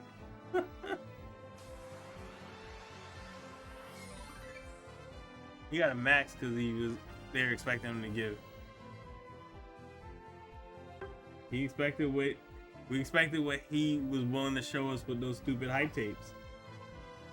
That's the thing. When you're telling people what you can do and what you can offer, and you're not producing what you offering, that's a different story. Like, can't tell me all day I'm gonna ball out for y'all. I'm gonna start scoring more. I'm gonna start shooting more. Here's these videos of me working on my shot. When the team is saying, "Hey man, if you want, we can work with you." When the team is willing to say, "Hey man, we'll work with you, whatever we need to do to get you shooting more," like, and he goes, "No, it's cool. I got my own thing," and he puts these videos out for you and everybody else to see, the expectations are different. He barely played in college. He quit in college too.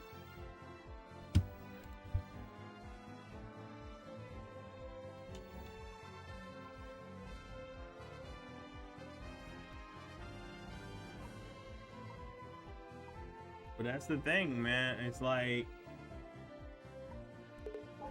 if the team is willing to work with you, they've bent over backwards to help him, want to work with him individually, but he chose not to.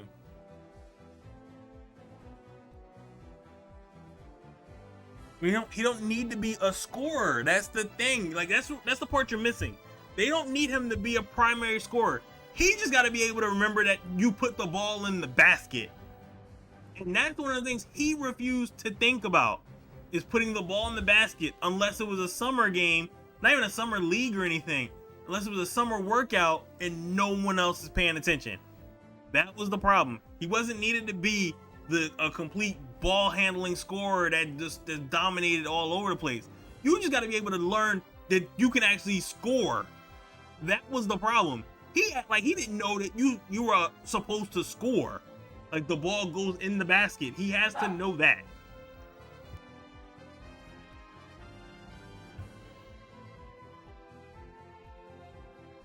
That was the problem. He didn't understand that you had to be able to score.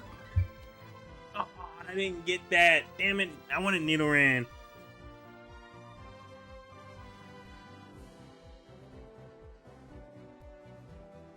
Do.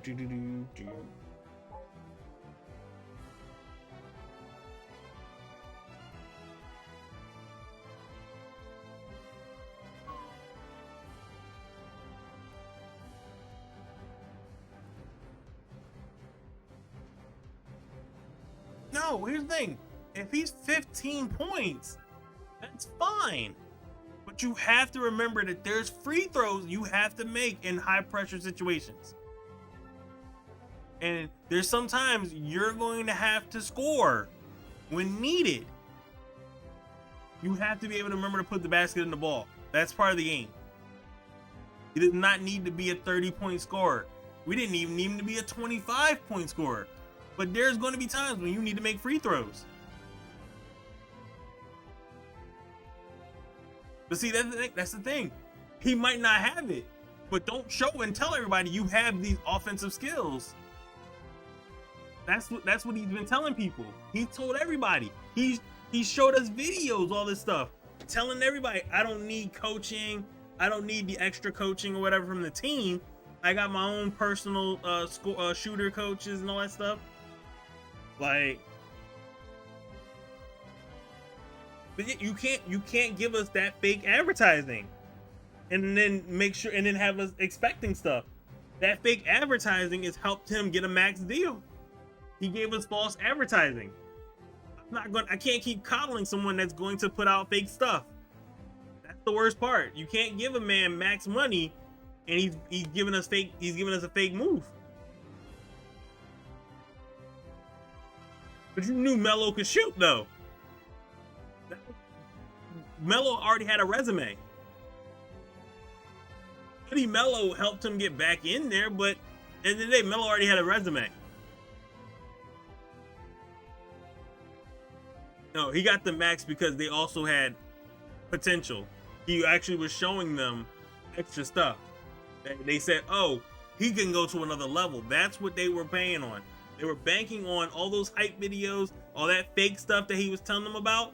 He was banking that was actually going to translate into a game, and he did not translate that into a game at all. That's the problem. He gave them ideas and things that he gave them promises that he knew he was not going to commit to. And when you do that, everybody's screwed. And that's exactly what he did. He screwed everybody. And he screwed himself.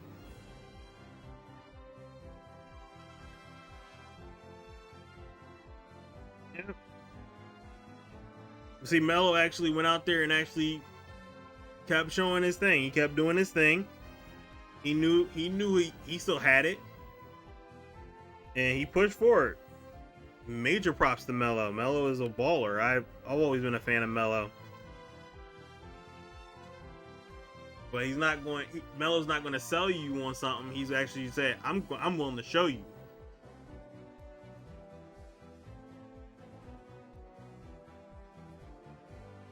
No, Ben expected himself to be LBJ, and he wasn't.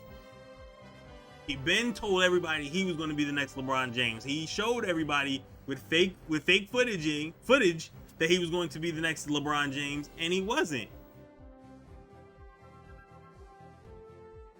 That's what I'm saying. You can't tell everybody you're going to be one way and you're not that guy. If he wasn't that guy, a lot of things would have been different. When you're not that guy, you're not that guy. Thibel's not that guy. We know Thibel's not that guy. But Thibel's not telling us everything is different. Thibel don't. Thibel's a defensive player in all defense. Second team all defense this year. Not once has Thibel ever showed us a hype video of him actually scoring. Not once. He knows his lane. He knows his position. Maxey's a baller. Maxey's always been out there. He goes out there and gives 110%. He's a young guy and he works his behind off. Like, if Ben had that type of effort that Maxey has, wouldn't have a problem. You earned that max. But you can't tell everybody and sell everybody that you're the next LeBron, knowing that you don't have next LeBron skill set. You have Thibel's skill set, which is fine. If you have Thibel's skill set, your money's a little bit lesser than the max. But don't tell everybody you have LeBron James' skill set and you don't. And that's what he did. He sold a lot of people, not just Philly. He sold Brooklyn too. And even now Brooklyn is now curious about keeping him. Yeah, as I said, if Ben wanted to be just a defensive guy, cool. That's cool. If he wanted to just be a defensive specialist, cool. But that's not max money. You don't get max for being just that. And he knows that. That's why he sold us on a lie. And he's been selling other people on lie. Now the Nets are looking to maybe possibly move him. Because they don't feel it.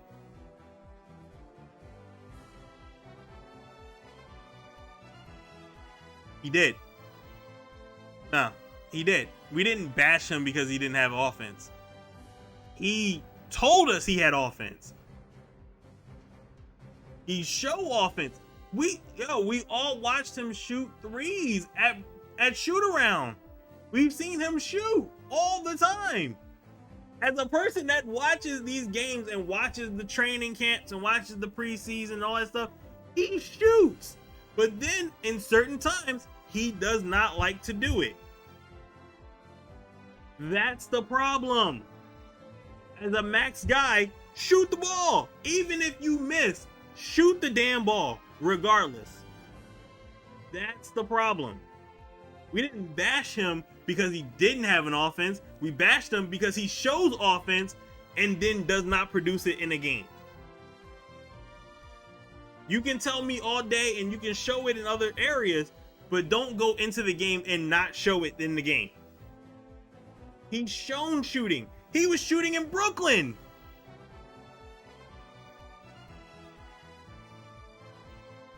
He shot. See, that's the thing. You didn't see it.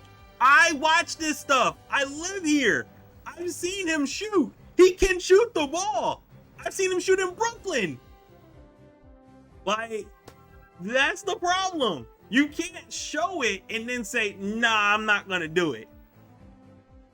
That's the worst part. You can't tell us and show it and then go, nah, I'm not gonna do it.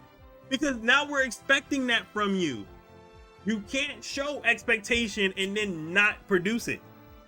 He showed it. That's the thing. He showed expectation. He showed all this extra offense and stuff. He showed offense during the regular season. You have to be able to do it. Yeah, he refused to do it in the playoffs, but he can do it. We've seen him do it. That's the problem. And that's what everyone's trying to figure out. Everybody sees him doing these things in the regular season, in practice, in shoot-arounds. When it comes to in the game, he says, nah. When it comes to in the playoffs, he goes, hell nah. And that's the problem. You can't give everybody all those expectations everywhere else and not do it when it counts. Harden got buried for all the expectations and all the I'm good, I'm not worried about no pressure, and then not shooting in the second half of a game. Was it game 5 or whatever in a winner go home scenario?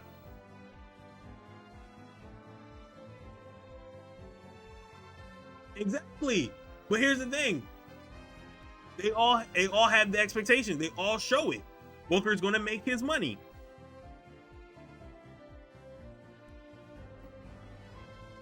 Booker's definitely a million times better at offense than him. Yes. What? He still has offense. He's shown offense. You say he doesn't have any offense. He has offense. He does, man. You keep believing that he doesn't have offense. He does. We've seen it. We've seen it. I've seen it. He just chooses when to use it, and that's the worst part. Because he doesn't use it in situations when we need it. That's the problem. That's the bigger problem. That's a massive problem. Like you can't pick and choose all the time. Like I understand if someone's giving you defensive stoppage or whatever, or you're having an off game, cool. But when you choose to, oh, I'm gonna do it when I feel like it.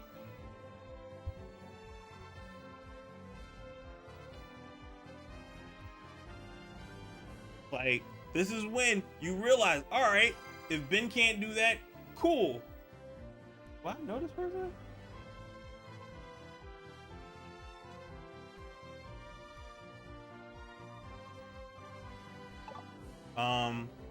But yeah, like if you know this guy and this guy's telling you that he can do certain things, there's also, you got to learn the post game. Like, there's so many other ways to be effective in a game, and he chooses not to do any of them, and that's a massive problem.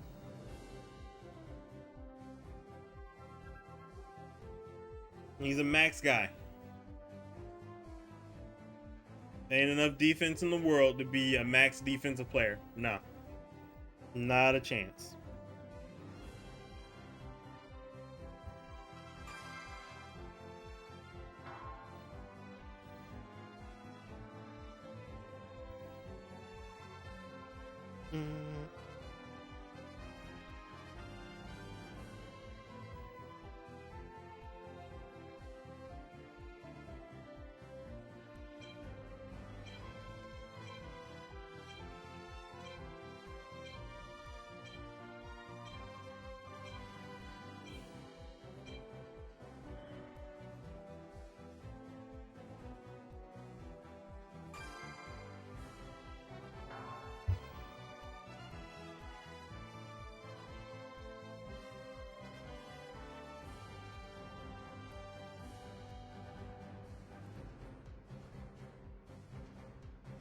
I mean, hey, if he's not, then he's not worth the max.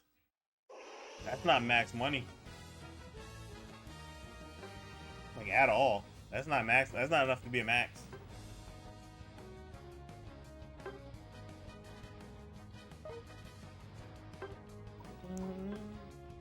If that's all you can do, it's not worth the max.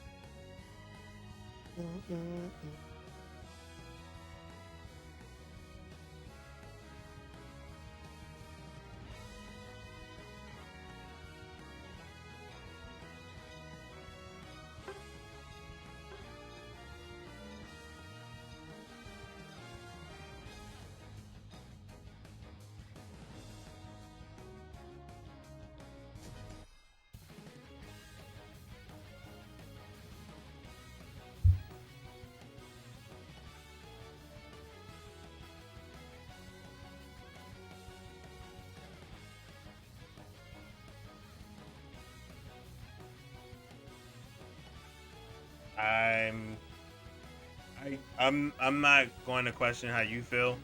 I'm just telling you what we felt here in this city, and that, I mean, you're definitely entitled to your opinion. I don't agree with it at all, and I was here the entire time, and we did not turn on him out of nowhere. We took a lot. We took a lot. Like, we settled for, we dealt with a lot. We all wanted Ben to be next. We all wanted to spend this entire run with Ben and MB doing this amazing work for the next God only knows how many years. And we didn't get what we were supposed to get.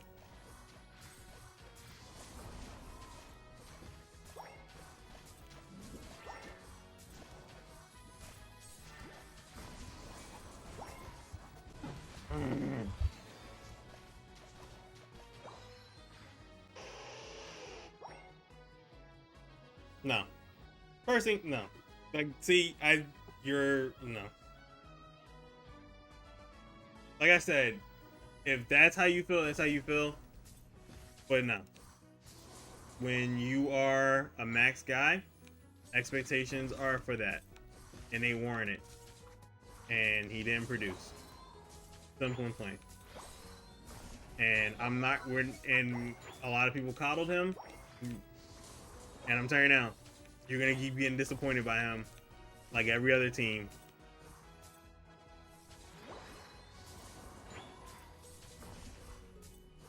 No. See, here's the thing. We didn't talk ourselves into thinking he was LeBron James. He did that.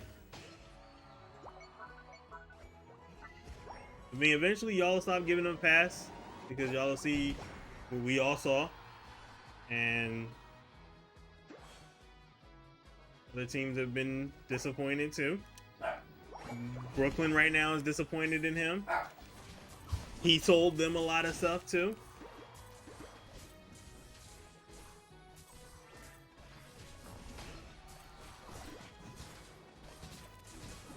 See, that's the thing. Like, Brooklyn expected him to do something too, and he didn't. And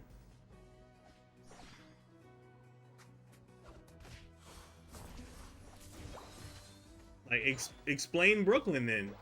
Like, he sat out an entire year. No one saw a back injury from him at all.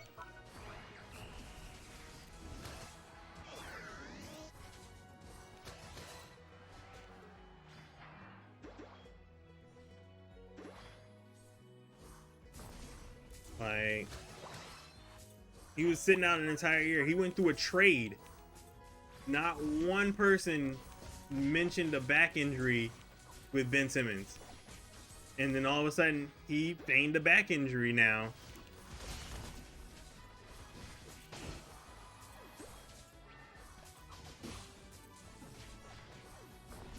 Like,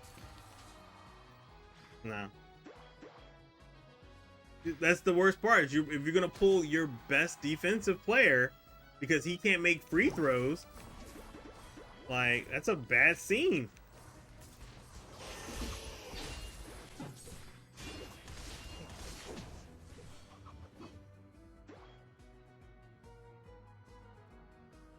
But is Thibault? Are you putting Thibault and Ben Simmons on the same level? Because if that's the case, then yeah, we're definitely not watching the same games. We're definitely watching two separate games.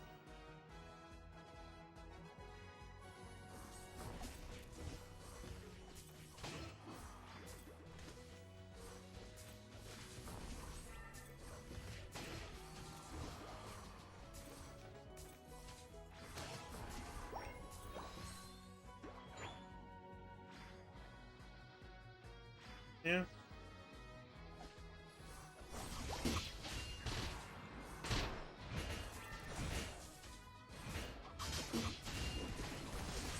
Oh.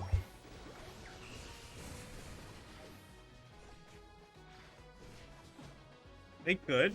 If Thibault's having a rough night, they could definitely hack him, but Thibault didn't have the same shooting struggle and mental block that Ben did. But Ben is also, Thibault is not the same as Ben.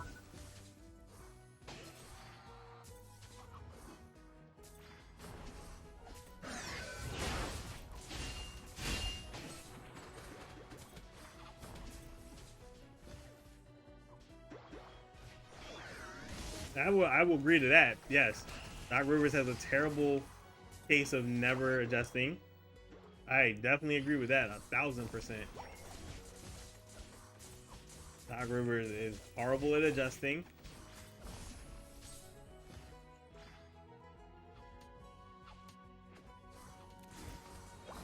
But even Ben, what was it? Not Ben, Embiid in what do you call it? Will tell you all the time. He says, "Yo, man, I'm cool with Embiid. I love Embiid." You never hear Jimmy say anything nice about Ben at all.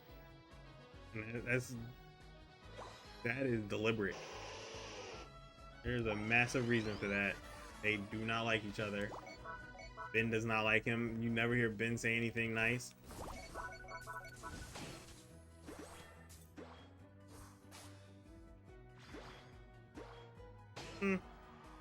That's your opinion. I don't agree. This wasn't a media thing. This was a Ben thing. And I think a lot of people have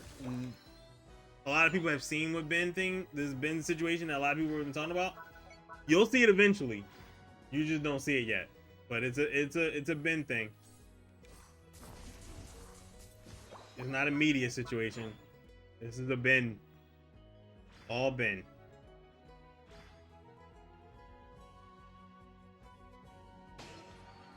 Again, you are seeing that and you think that we turned on him after one game, and it's not the truth at all. But if that's how you believe, that's how you believe. It's not the case at all. I promise you that. Not the case at all.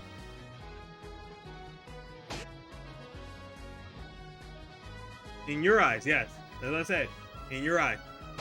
So what was the reasoning for Ben not playing in game 4 of the Brooklyn Celtics series? Oh, come on. Like, after Ben went through shoot-arounds and everything. Like, Ben went through shoot-arounds and still chose not to play. He told everybody he was playing and then pulled out the last second. Can't blame Doc or Embiid on that one. That's your team. Your team needs you for a pivotal game. When you have people like Kyrie and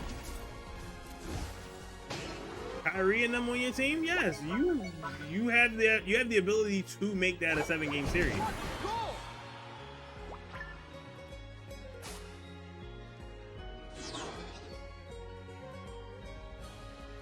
You're giving Ben a lot of leeway. I respect it. God bless you, man. You got it.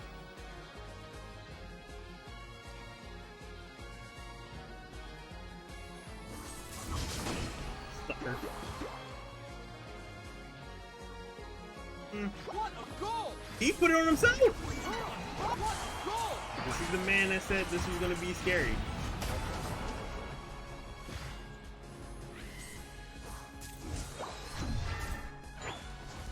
Oh. What a goal! But he's the one that said it. He's the one that made the announcement that he was coming in for Game 4. What a goal! And if your team is down 3-0 and you want your best player on the floor, don't go out there. First thing first, it's not a waste because you still got one of the best shooters in the game, one of the best players in the world in Kevin Durant, and you still have one of the best point guards in the league in Kyrie Irving. You're not completely out of it, down 3-0.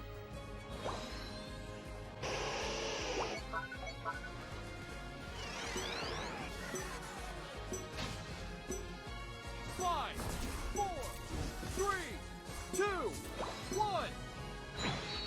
Time's up. We didn't move him because we wanted to work with him. We tried to talk to him. He decided to not answer anybody's messages. None of the players, because all the players, and even Danny Green will tell you.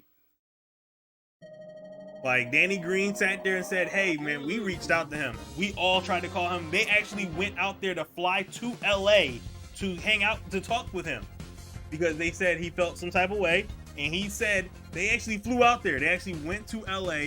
They reached out and said, hey, man, we're in LA. We're here to talk. He refused to even answer their messages. Yeah. As I said, you can support him. You can defend him as much as you want. You'll see what everyone else is seeing is not going to be the same, bro. When you finally see what everybody else is seeing, let me know. Because I'm not going to rub it in your face. I'm not going to be like, I told you so or anything like that. I respect it. Because right now, you don't see it. And a lot of people see it.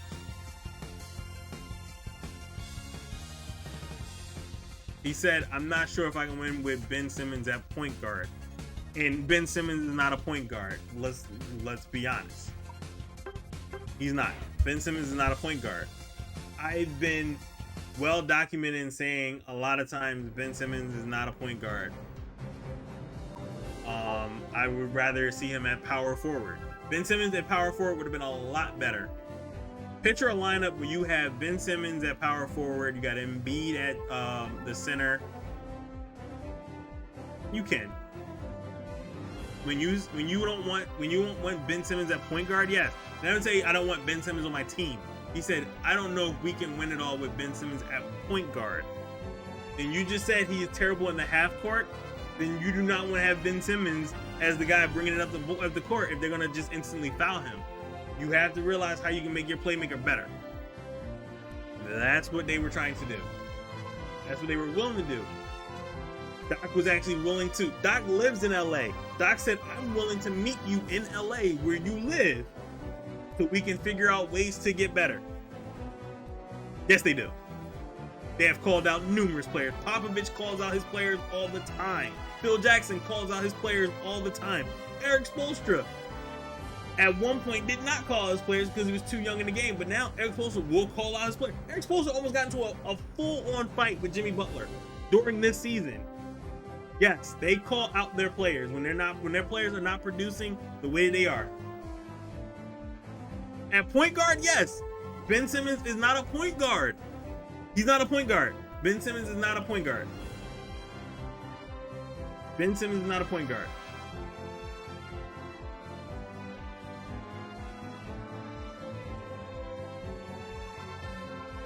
He's not. Ben Simmons is not a point guard.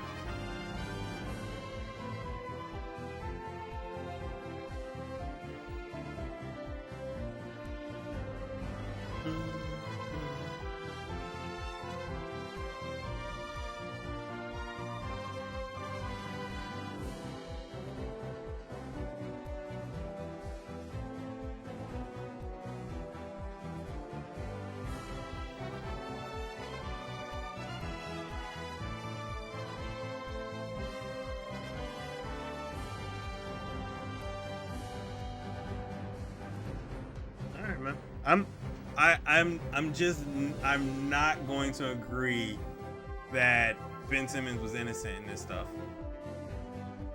I just won't. I can't. As a person that watched this entire situation, from him sitting out his entire year,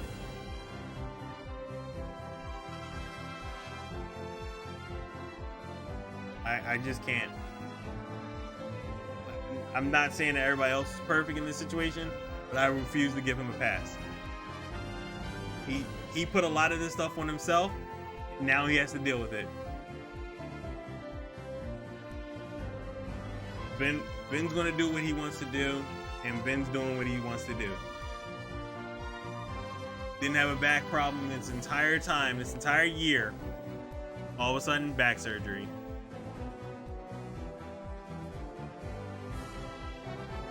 And we still doing the same BS with Ben. So, no. Sometimes you just gotta move on from a person that is willing to do whatever he feels like he wants to do. Especially if it's not willing to improve. And yeah. Right. We had to move on from Ben. And we did. I'm looking forward to what the Sixers are going to do now that we don't have to worry about that situation. And good luck to Ben wherever he goes, because I don't know if Brooklyn's going to keep him. But yeah, I hope he finally hits his expectations.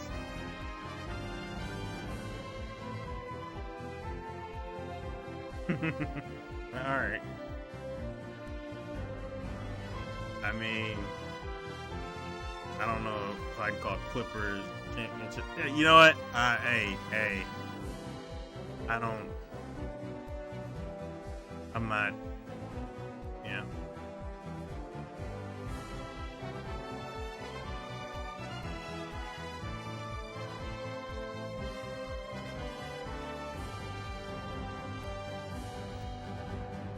Yep.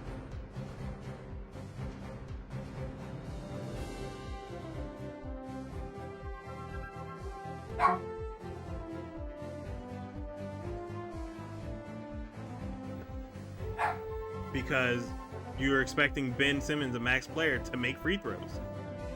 And he's also still your top defender. He's your playmaker. Because I don't believe we were really trusting in Maxey at that point. I don't even think Maxey was Maxey there? Was Maxey there? Maxey was like a backup, right? Yeah.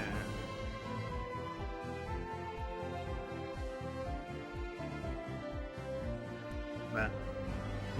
If I'm paying you the max, you playing. Shaq played, and he had free throw issues. You're going to make free throws. You got to do it. I'm paying you the max. No. Nope. Just like Tobias Harris is getting paid the max, he playing. Even if he gonna play terribly, he gonna play. He's getting paid way too much money. I'm not paying you $35 million to sit on the bench in the fourth quarter.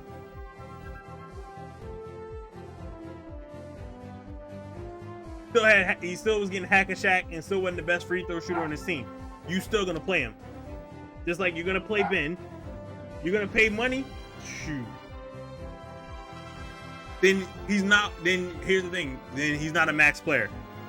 Then all the expectations and all that stuff that everybody's been hyping about for him is a lie.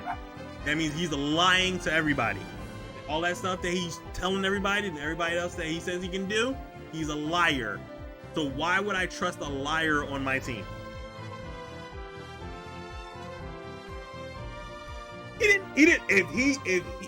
No.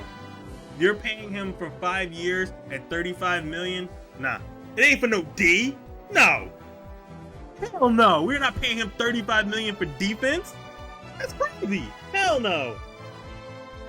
Bruh, I get it. You got all the love and respect for Ben Simmons. Cool. I have nothing for him. You're not going to get me to give him any kind of cape on this one.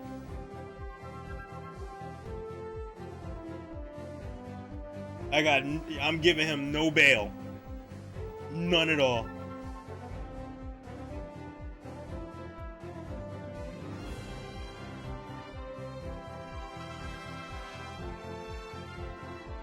I can't give him any bail for this one. Negative.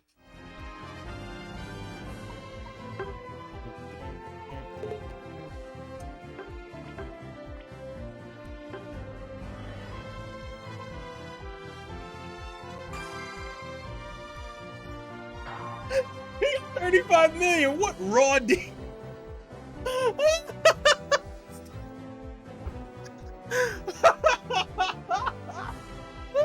Raw deal. I've never seen anyone get a raw deal, get 35 million, then not only go from a playoff caliber team, get traded to another playoff caliber team.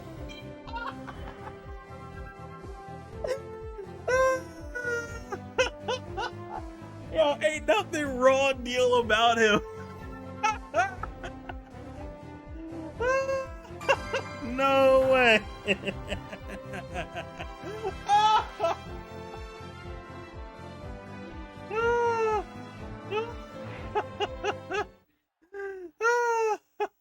Exactly. All these accolades you're running out is why you don't bench him.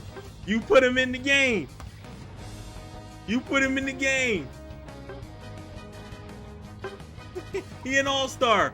Figure out, make a free throw. You're an all-star. Figure it out. All-stars make free throws. No raw deal there. Raw deal. Yeah, he went from the Sixers to Brooklyn. Yeah. Yo, he wasn't even hurt. He could have played in game 1.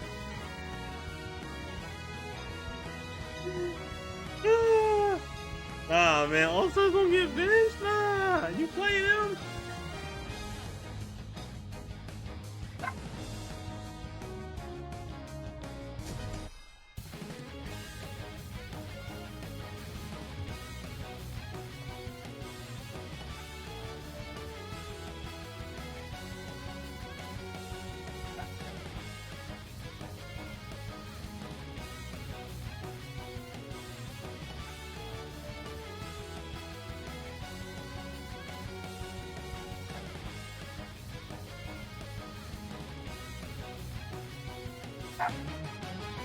And Gobert was a liability. They played Gobert the entire time in that last series. You play what got you to the game, yo. If they got liability issues, you find ways to go around it.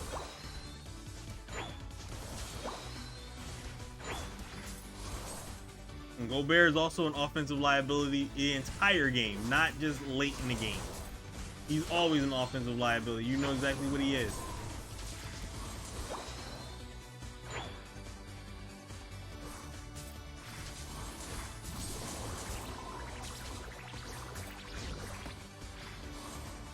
Look at that for me.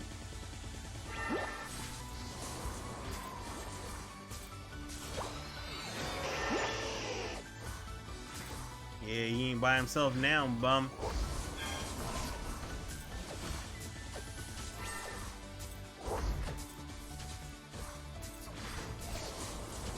Yeah.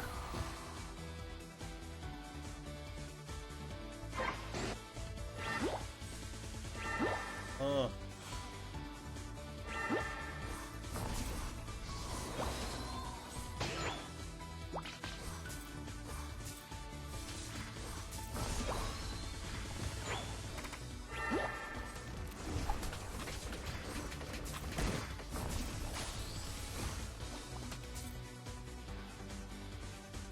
Alright, somebody got it.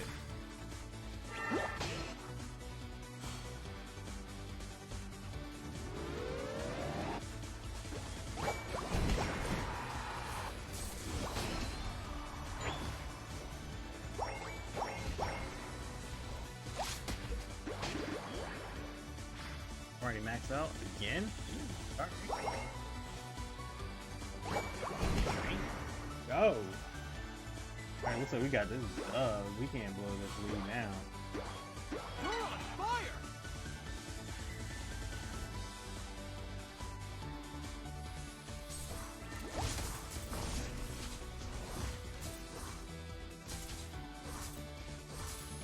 the story was gonna happen. Vin was eventually gonna quit on this, no matter what. It was gonna happen. Just part of the story. It's all good though. Like I said, wish him the best of luck, but you know how this game goes for him.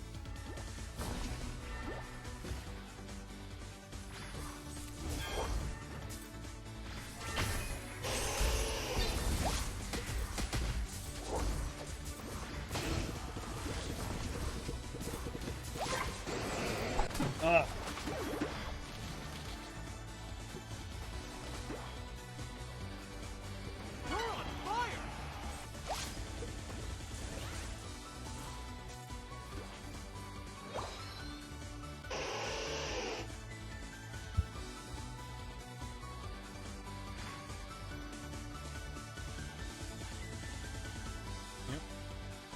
I mean, like I said, whenever he finds a team that's gonna actually, you know, take care of him,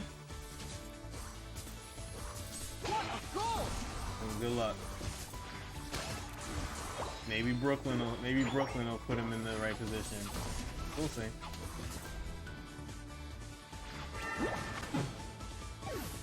I mean, I just think it's more about Ben Simmons. If Ben Simmons can figure it out, good luck.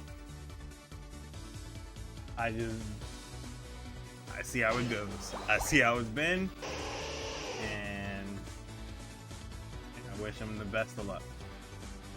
The final stretch! I'm more focused on what's my team going to do in this off season. Who we gonna get? I hope we focuses on getting actual. What a goal! What a goal!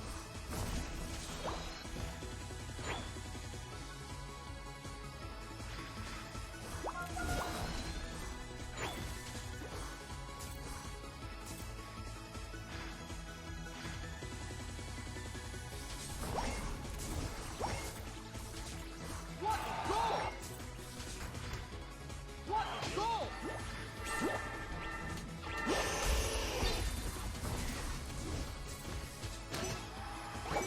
What a goal! 5, 4, 3, 2, 1. Let's go. What a goal!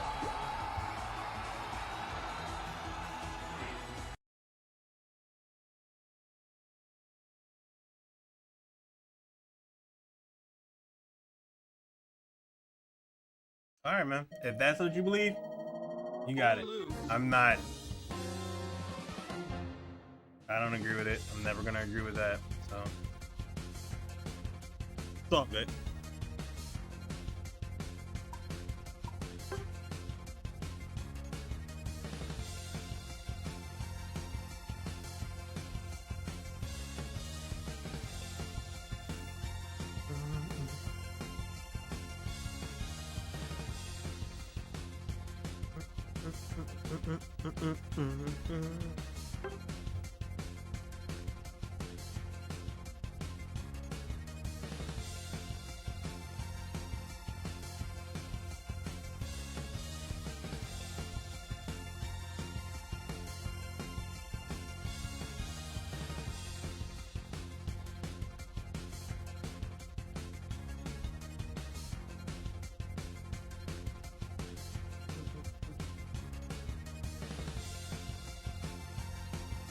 Hey. Lonzo shoots threes though. But hey, I mean,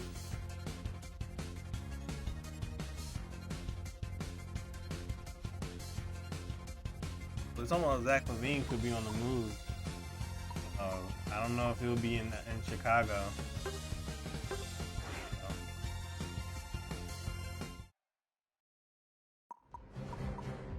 I mean, that'd be interesting. Yeah, I don't think LaVine's gonna be staying in Chicago. A lot of people expect him to go to LA, which I'd be shocked about. I'm trying to figure out how LA has all this money to to get anybody the contract, even with the money they got left, but it'll be interesting to see.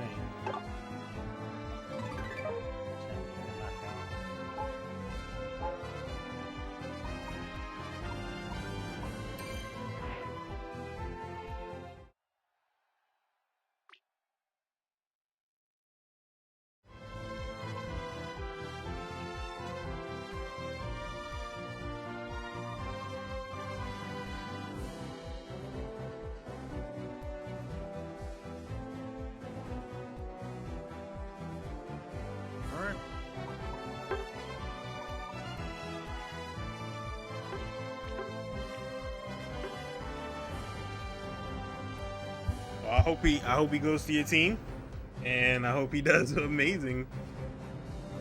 Wish you the best of luck if he does. I don't know if they're going to be able to get him in Chicago, but it'd be interesting if I don't think Brooklyn would trade him there. I don't know.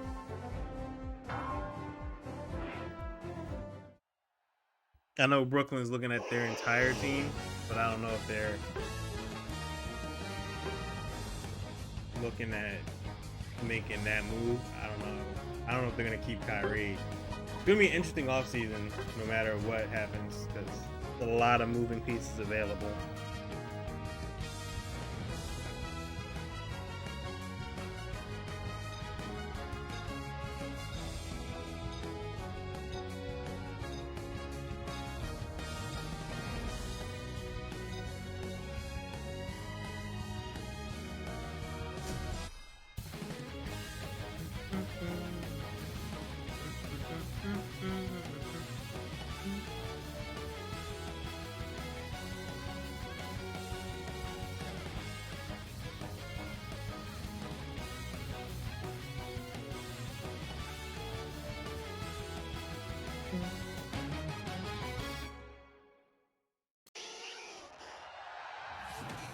Ready, go!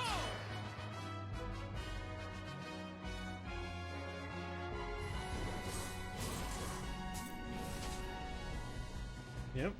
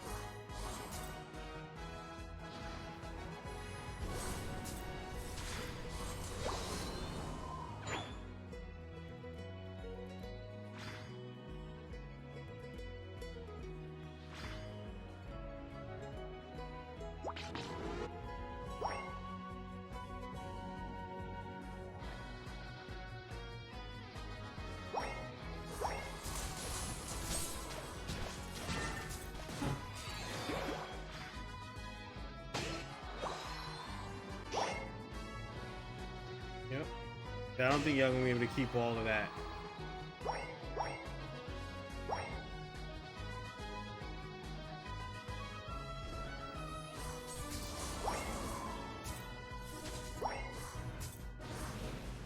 Ugh.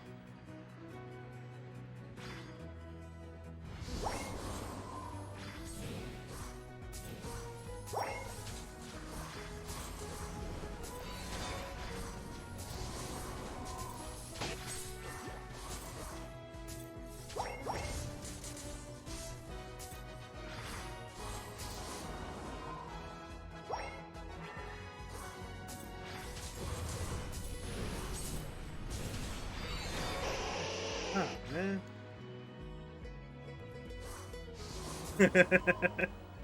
No, it's all good. I'm all for a good debate. It's just been such a sore subject, to be honest with you, because we all expected so much from Ben. Oh my god. People, what the, yo.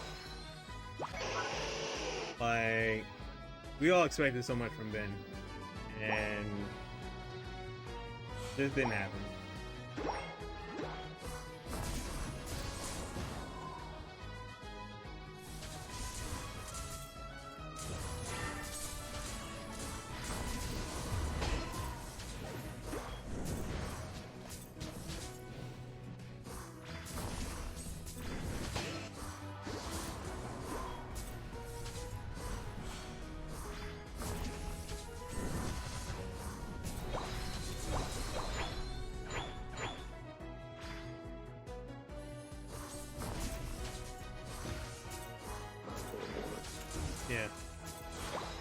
We saw all of this. Like that's the worst part.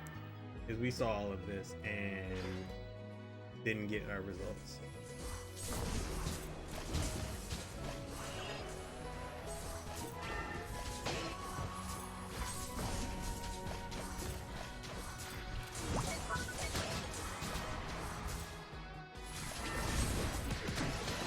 We got it! Let's go! My guy!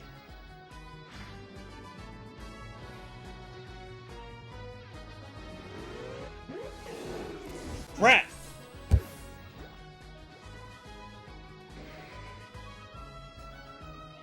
I was dying. I'm glad he came through.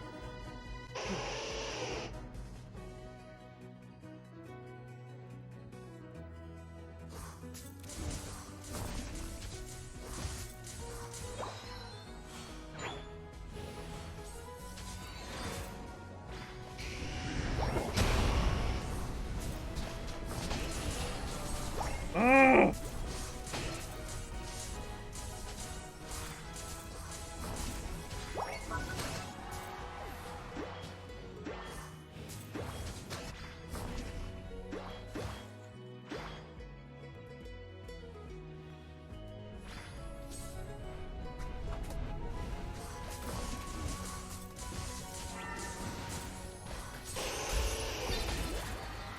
Damn it!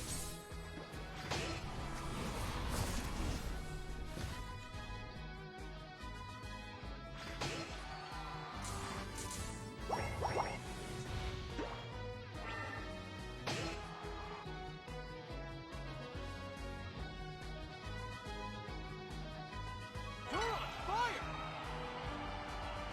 Woo!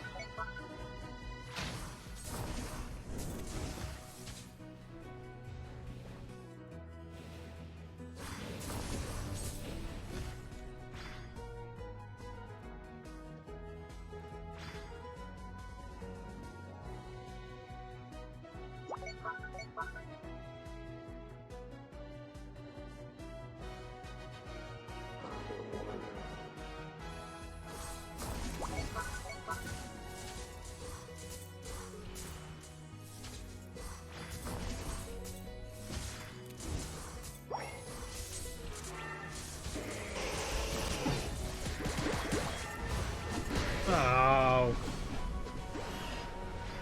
You waited way too long, bro.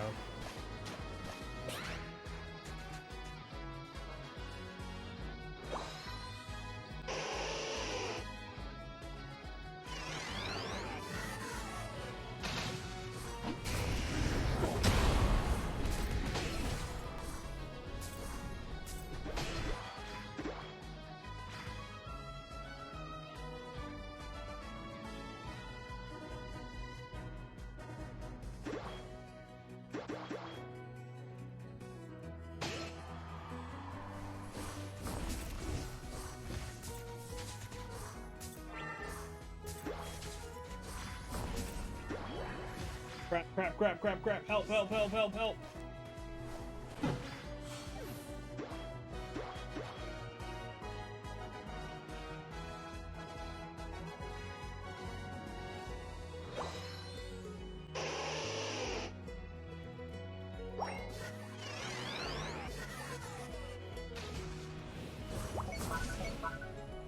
You're on fire!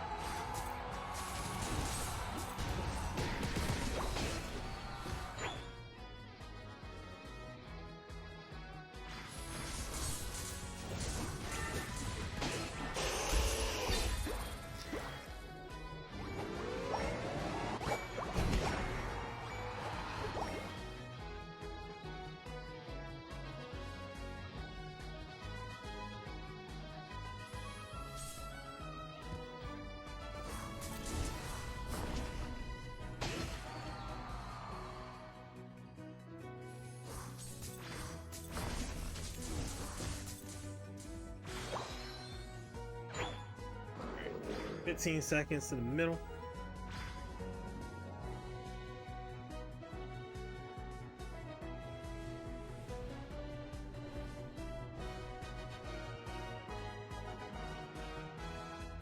The final stretch! You're on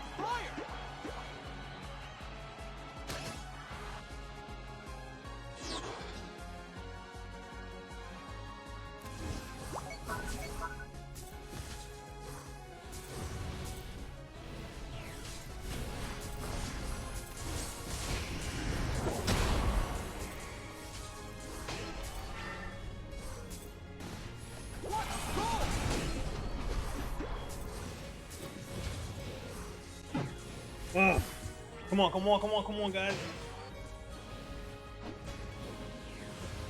We got. Let's go.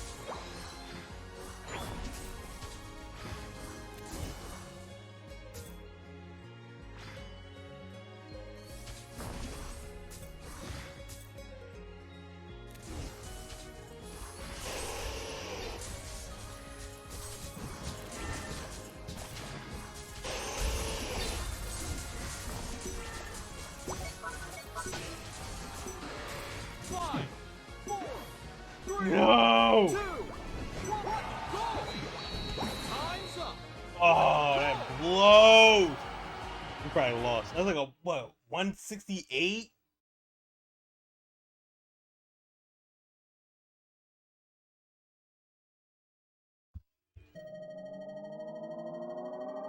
You lose.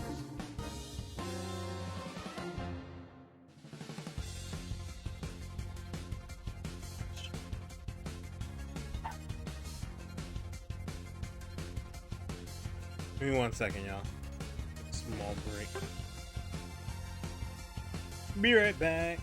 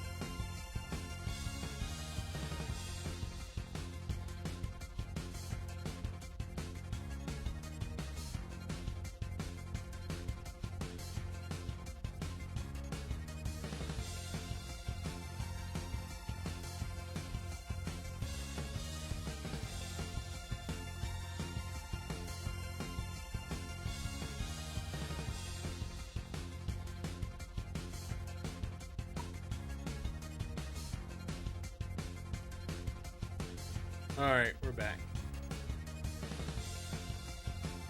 Whew.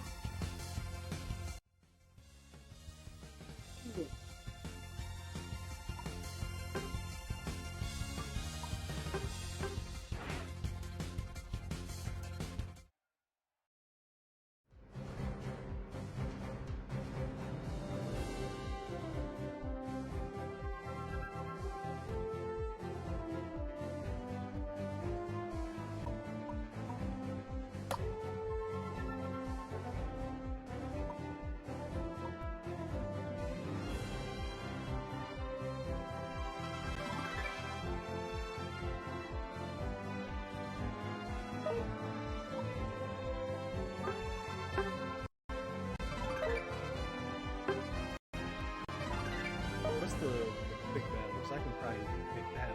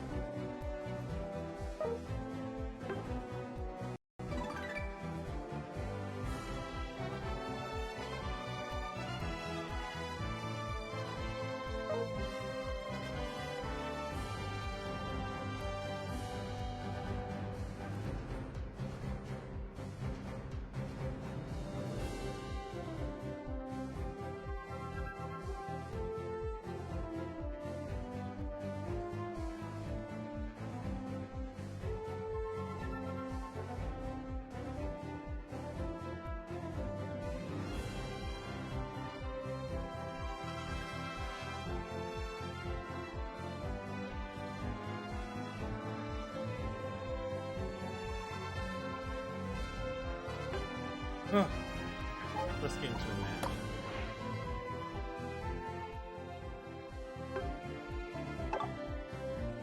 Perfect thing about this whole game, I got a chance to get all my daily stuff out on that one match.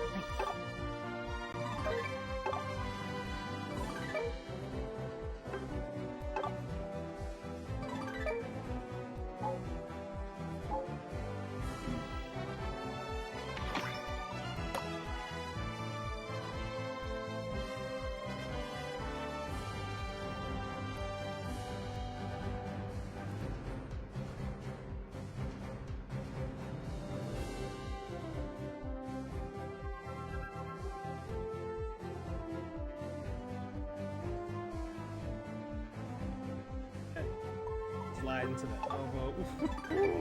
Woo! Always a good move. Let's turn this down a little bit. And there we go. What's the quick battle?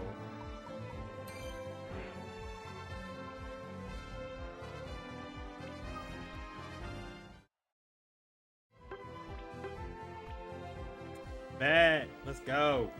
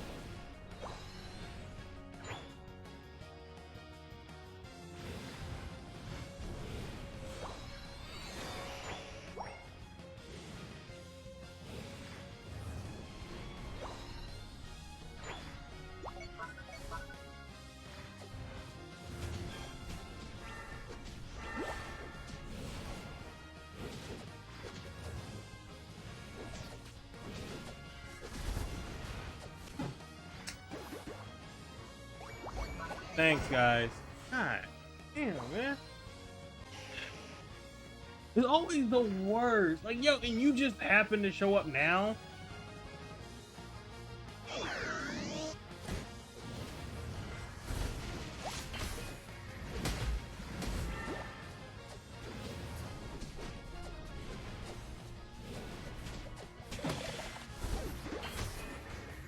God, man, why y'all... Oh, of all people to pick, why do y'all pick some of the worst selections for a fight?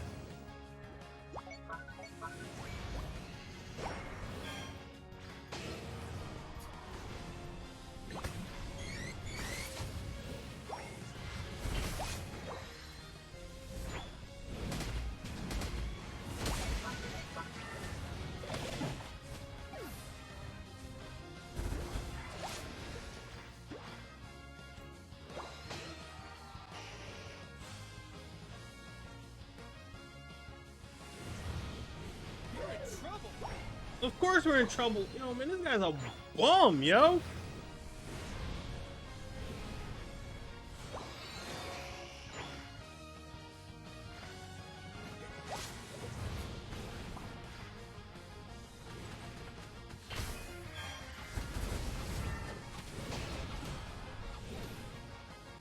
Ugh.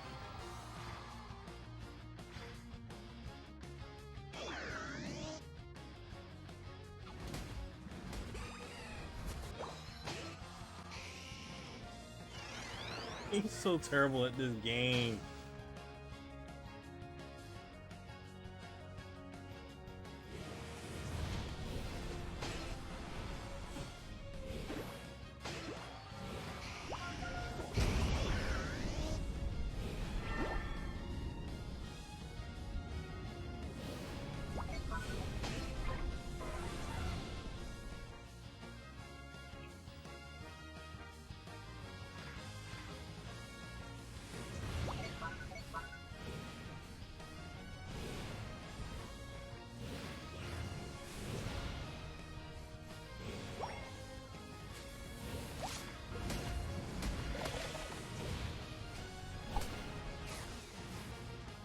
Thank God.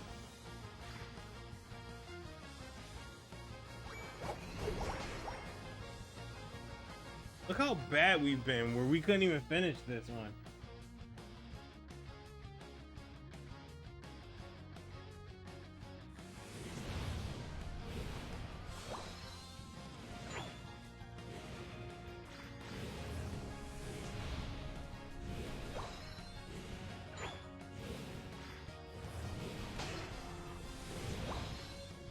Don't get to the final stretch.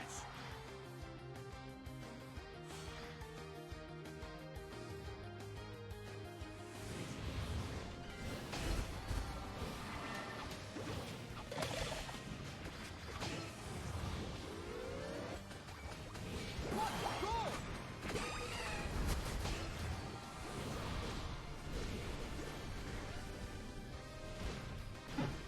Ah!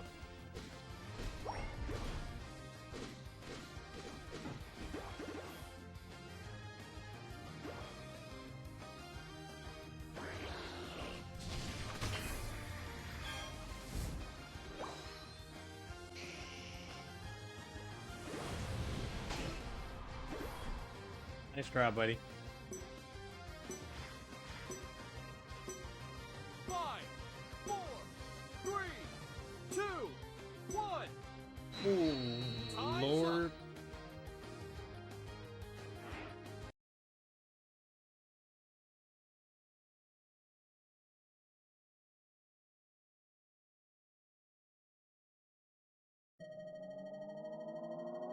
You win.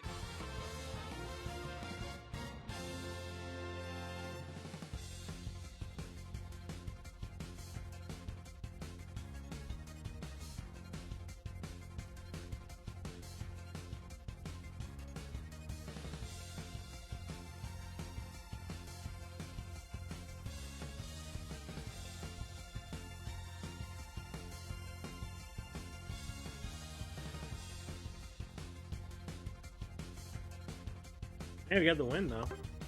I'm cool with that.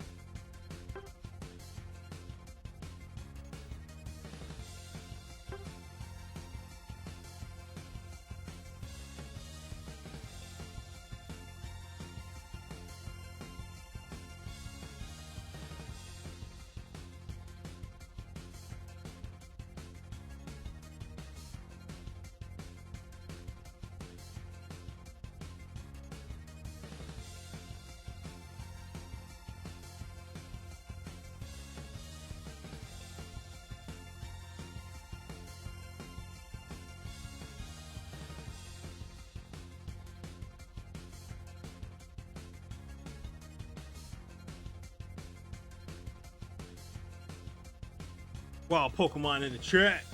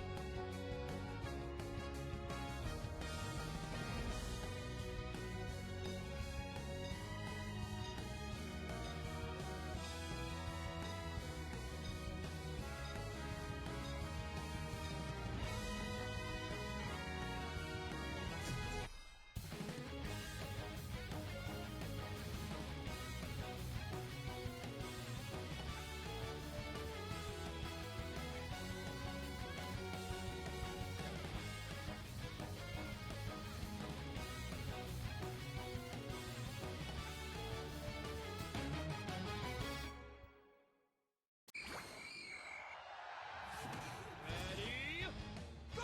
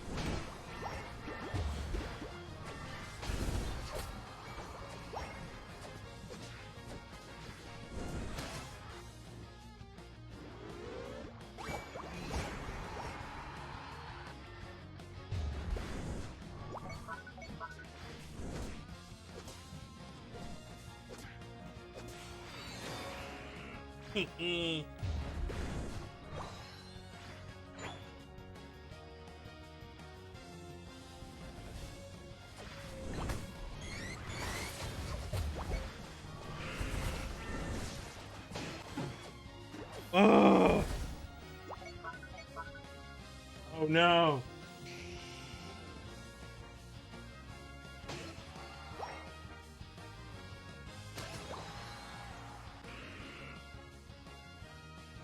You can do it!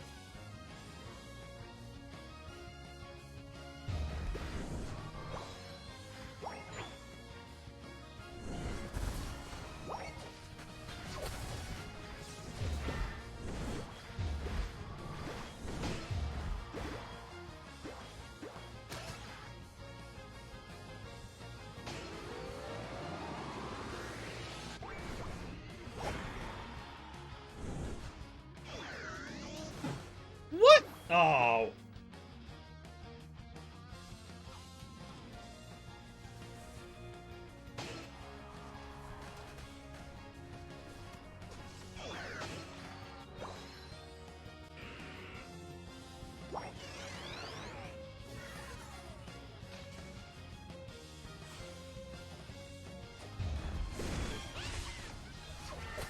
Right. You're on fire!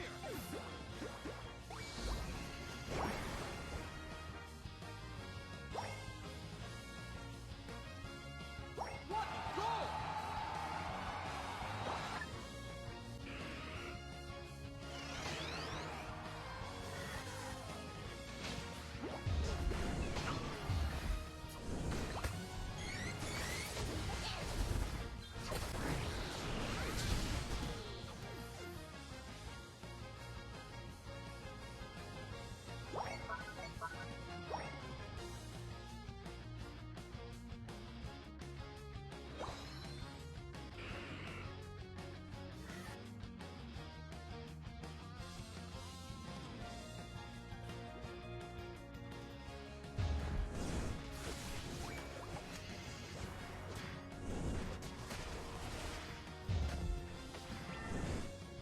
Don't give him the final stretch!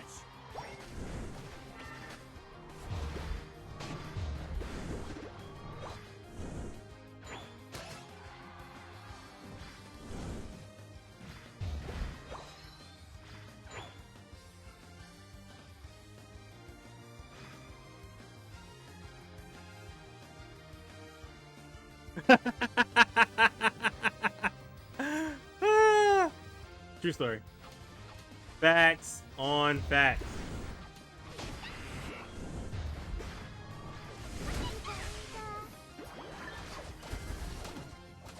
Oh, come on! No!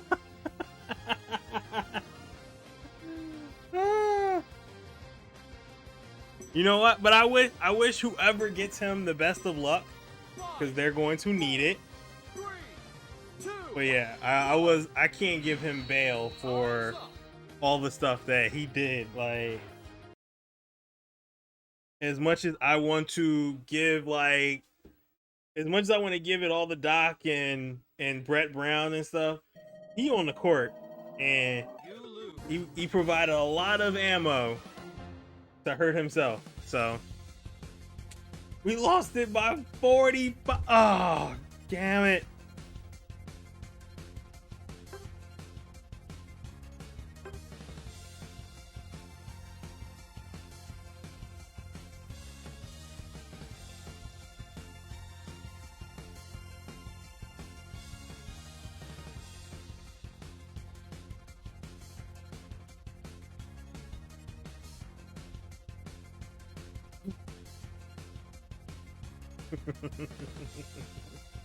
He's so bad, yeah.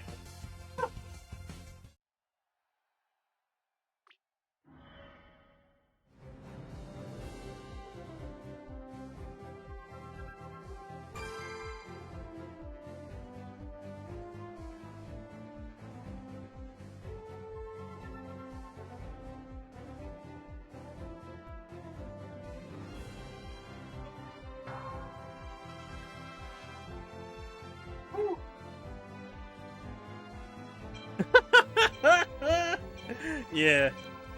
Like, I'm still trying to, like, figure out what happened, and he had a whole year off, and if he had a back problem or a back injury, that is something that would get put up in the trade report. Like, that's where that would have been a red flag. I don't think the Brooklyn Nets would have took him if they knew he had a back injury. So there's a lot of questions, and Ben is putting them in Ben's putting the league in a situation that I don't think a lot of people have been prepared for.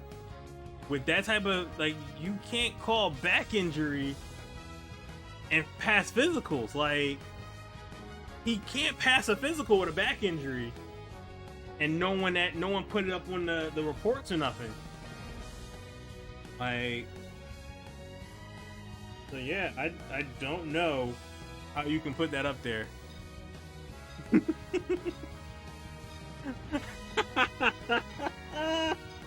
True story. He was like, nope, we don't need this. But yo, he really told he wrote the news like when he came to join Brooklyn, it's gonna be scary. he said that. This was a statement. This is gonna be scary.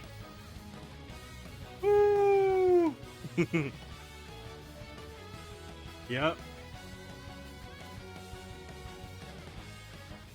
Like I said, it's going to be interesting to sit here and set that type of precedent where you tell people you're hurt, and I've never seen anybody take back surgery and then post a selfie look like they never took any type of surgery at all. Like, Ready, go! I'm surprised.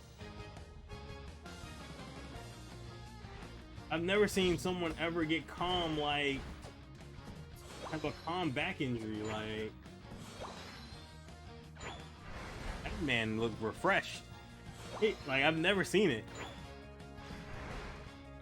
Yeah, like, yo, he did extra stuff to get people prepared for this.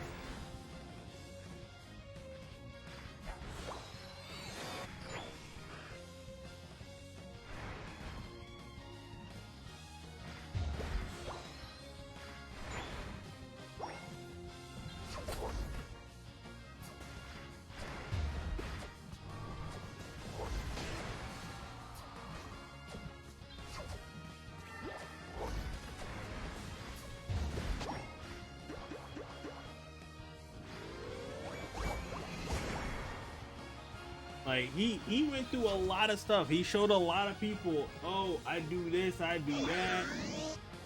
And he really didn't do anything.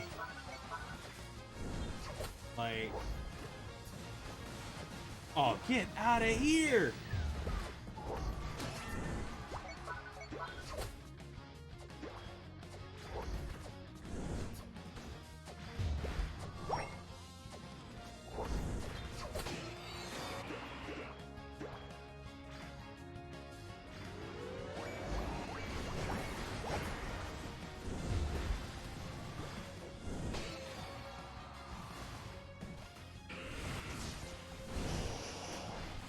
Oh, like, yeah, he did all this stuff to show people that he was healthy. That's the problem.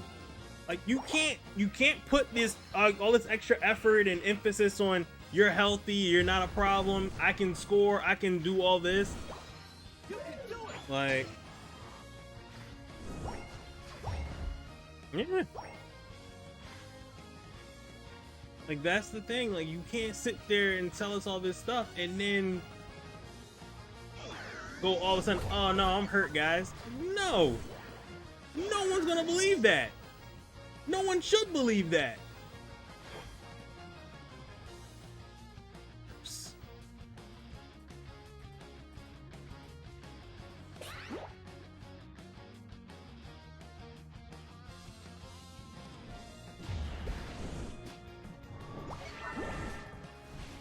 Oh my god, where's the team? Why?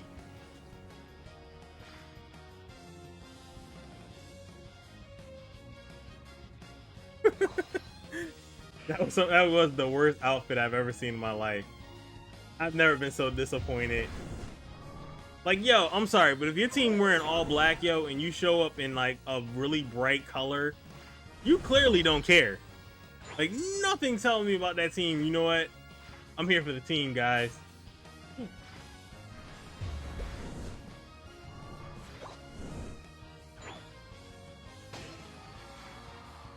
Nothing says, oh my god, I need to look bright for this game.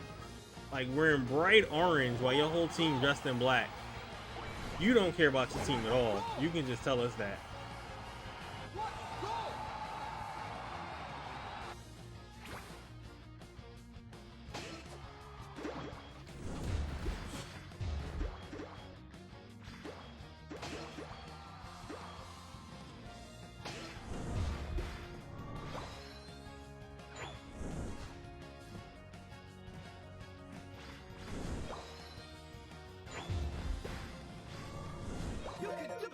I can't believe that That is going to be part of his legacy. That bright outfit is always going to follow him.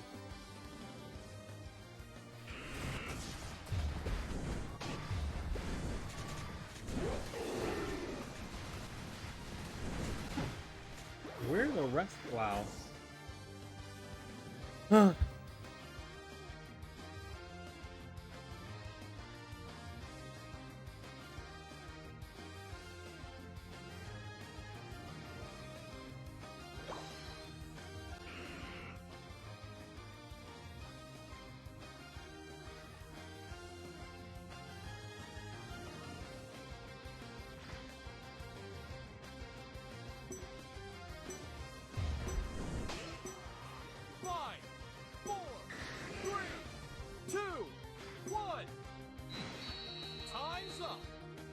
That's a shame. I ain't seen, yeah, but there's a meme. Yeah, I love the Ben Simmons memes that started flying in when he wasn't even on the bench for game 4. That is the one part that really was telling for me. I don't care if the series is lost, it's 3-0. You weren't even on the bench with your team. That team literally came into Philly to fight for you. You didn't play for that game, and you didn't even want to be on the bench with them. It says so much about your character, and it's just embarrassing.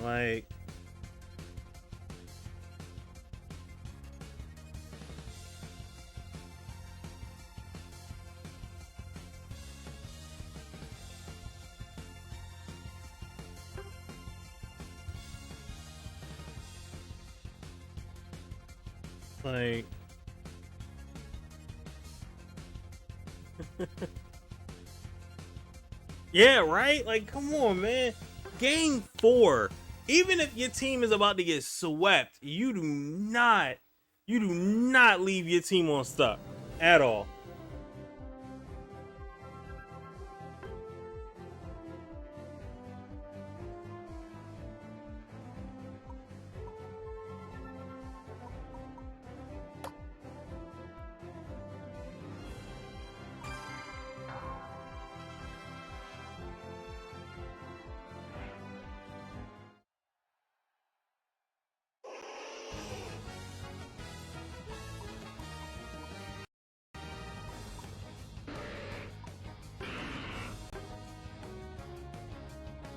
He got to. Somebody got to be talking to him and telling him this is a good idea, or we'll figure out how to make this work.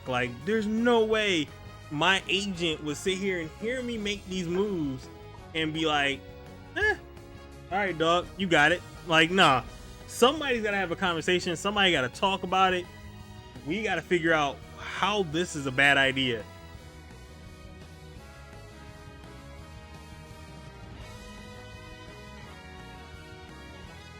There's no way in the world anybody would be cool with the moves that he's making. And I was trying to tell that to 450. 450, that's a dope name. I was trying to tell him that. I'm like, yo, there's a lot of this stuff is on Ben. Ben puts himself in these scenarios, and he's not just a defensive guy at all. Especially because I've seen him actually drop 40 in a game. No way in the world. No way in the world. That's gonna be cool with that. Nah, nobody's cool with that.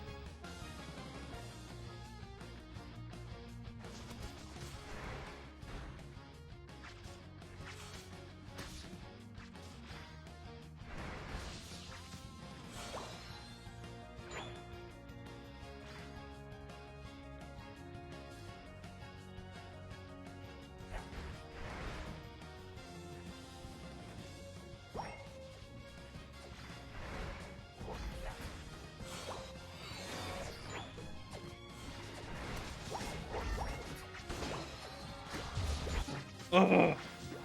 You better finish him.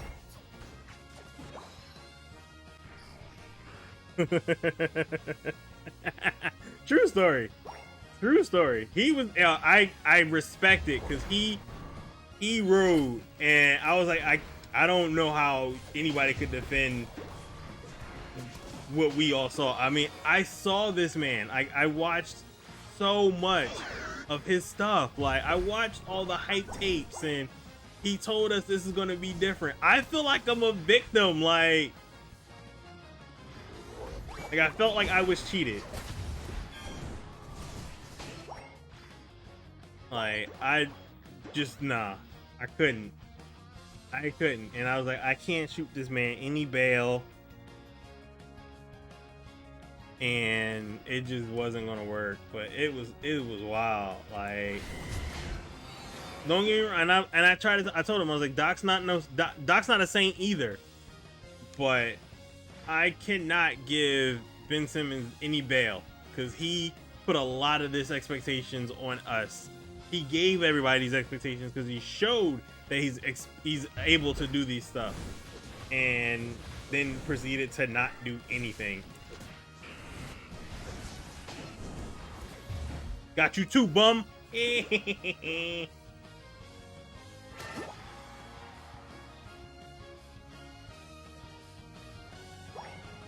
Oh, everybody thought Ben was going to be different. It was like, oh, we got him now. We going to show everybody how it's done.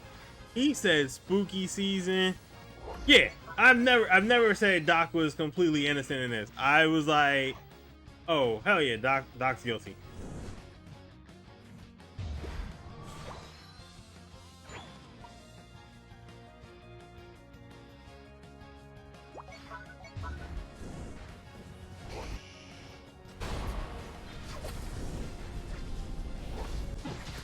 Oh, why am I? Yeah, I was like, but I'm curious to see what Doc does with this. Damn it! Curious to see what Doc does with this off season, because you already know.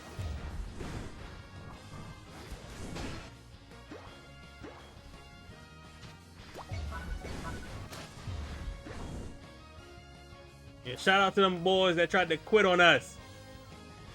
Bombs. Yeah.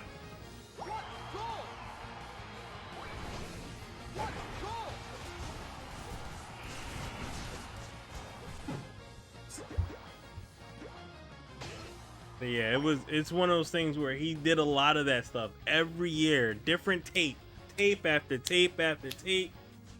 You had other stuff. He would take jump shots in practice, all the late nights, and I mean, it was just showing that he would do all that stuff in private workouts, and you're like, yo, like the team is having shoot-arounds after the game. You're on the final stretch. Oh yeah, we definitely need Doc. We need to get to the finals. Like, there's no joke about it. Doc has to get us to the finals. The not only just Doc, but the GMs and all that stuff, they're on borrowed time too, because our team was orchestrated to fail. And not once did anybody ever see me say, yo, we going to the championship, because I never said that.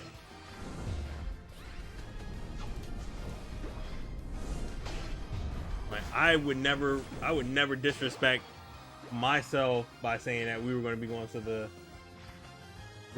finals or championships. This was the championship team. I didn't say it before the Harden trade. I didn't say it after the Harden trade. Like, I thought our team was always lacking, and it was definitely size. We were definitely lacking with size because we were always small. Embiid was our big man, and then we had nothing but a bunch of small guys around him. We were always going to get out rebounded, and that's a big thing. And a lot of people don't understand. Rebounds are real. I wasn't surprised. After seeing the MVP stuff, I was already good. I had no expectations in any of this stuff anymore. Like, to see the number that the number of MVP votes that Embiid got or didn't get, I was like, yeah, we good. It's not even going to be close. It wasn't even close. Like, I thought maybe like, oh wow, it's going to be a really close ending. Like, nope, it wasn't even there. And that just said enough for me. I was like, I'm good. I don't want to know about first team. He probably got second team. Thibault got second team all defense. I'm like, all right, man. Like, I think Thibault had like 100 like steals or something like that, and like almost 100 blocks. I'm like, all right, bro. He's a small forward, like. But yeah, I was like, I know how voting goes against the Sixers because certain voters don't like the Sixers at all. They don't like the company. They don't like Philadelphia. So I was prepared. But it's just funny to watch. Because people were like, oh no, it's not a bias. And then they come up with these. I mean, if you guys can actually, you know, like if Hero is out, you guys definitely have a shot. Like, I don't think Miami's going to be cold again like they were that last game. But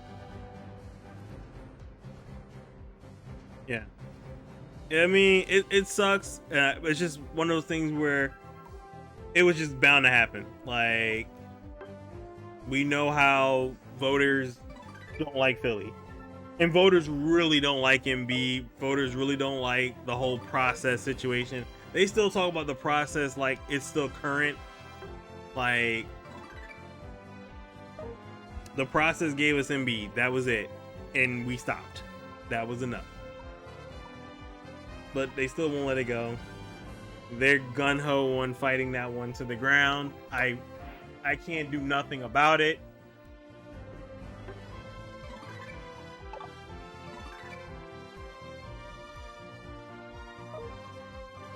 Today was a good one because as much as I didn't want to have the Ben Simmons talk, man, that was a good one because I didn't expect someone to go so hard for a Ben. I forgot Ben Simmons still had, like, you know, supporters like that, because I mean, I find it hard for anybody to support him after all the stuff he's done, but to see someone give that type of support, and he was going in and he gave him so much bail. Yeah, that's another thing. You definitely got to have somebody in that middle. I feel like Bam had that one game that he definitely balled out for. Like, I thought, like, with Williams being out, I thought Bam was gonna really like go for a focus, but he didn't at certain points, and I was like, that's kind of disappointing. But yeah, it's one of those things where Hero's hurt, and now you see Jimmy's not 100%, and I was curious about how Smart was going to be the next game, and Tatum after the shoulder injury. Like, those guys were banged up, and they finished the game, and I think that was more adrenaline. And then after that, the adrenaline comes down. That injury starts to have time to actually heal, or not heal, but actually, you know, hang in there. And now it's like it feels different. So I'm just curious to see how that goes. Like,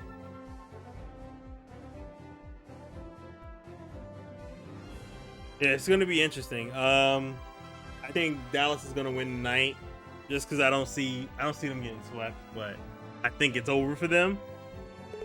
I don't see them taking the series. Golden State is scary to me.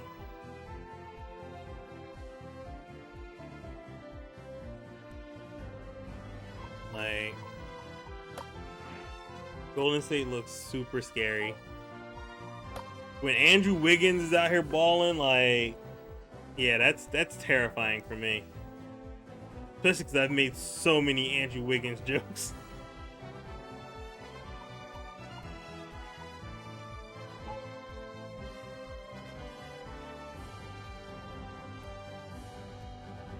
Yeah. Yeah. I don't think he was faking it. I think he got like a stinger type of thing, where it just it shocks your system, and then eventually it starts to feel better once you start moving it around and stuff. Because I've had moments like that where my shoulder was like, oh Lord, and I thought something, and then eventually it was just kind of just chilled out.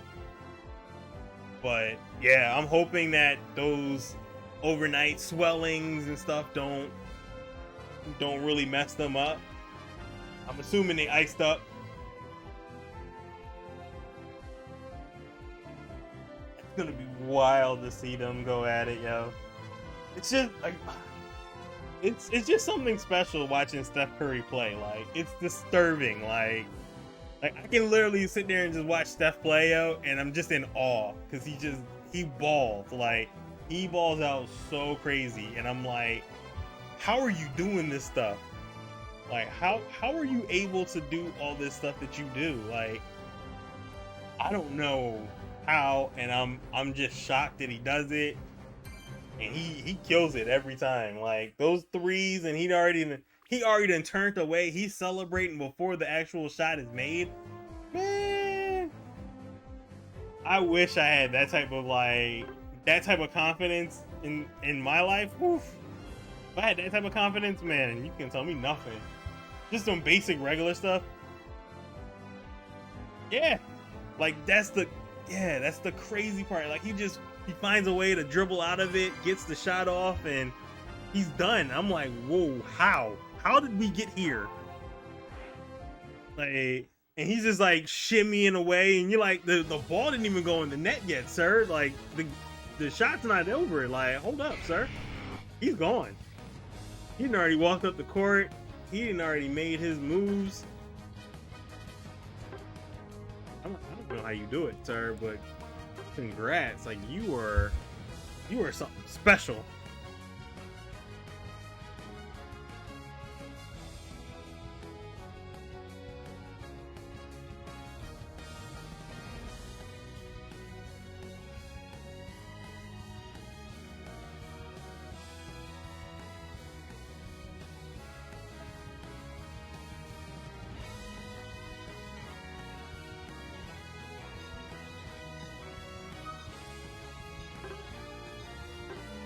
So yeah, I feel Golden State's gonna take it all, just because it's just scary to watch. Like, I've seen Miami. Miami has grit and all that stuff, but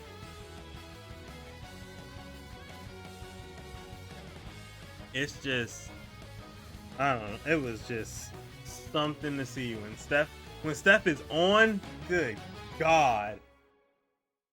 Like, God, if Boston does make it, God bless Marcus Smart if he has to sit there and chase after Steph Curry all day.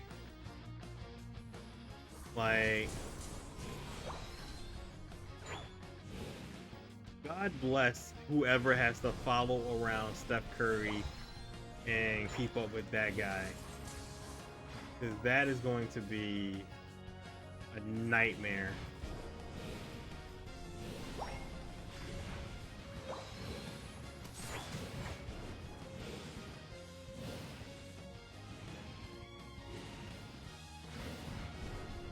Yeah, if he has a bum ankle, that is not going to be a fun time for anybody.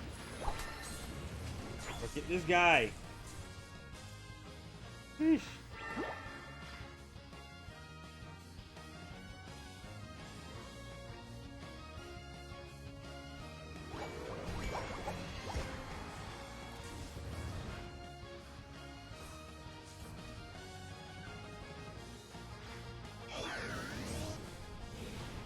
Yeah, like,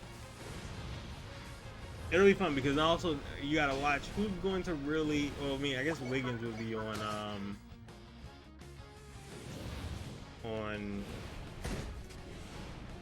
Tatum a lot. I guess Clay would be on Brown. There's so many variables. That's why I'm super excited. Like, that would be an exciting one. I mean, I think both of them would be exciting.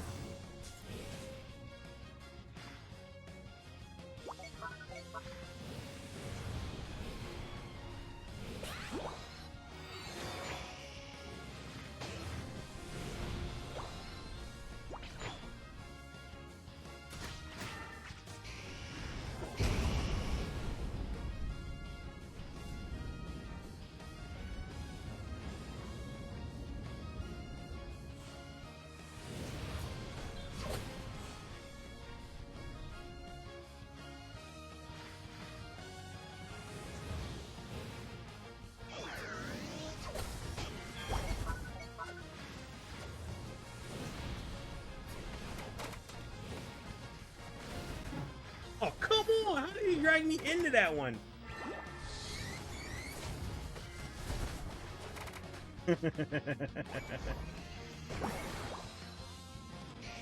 It's crazy seeing like Pat Riley still work and all these years from coach to executive, and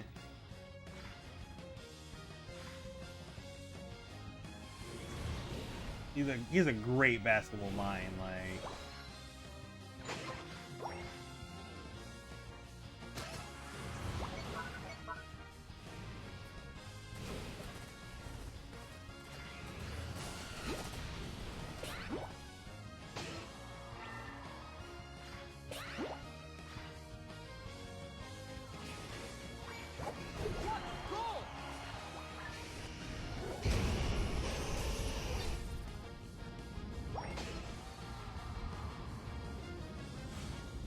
sweet. Huh.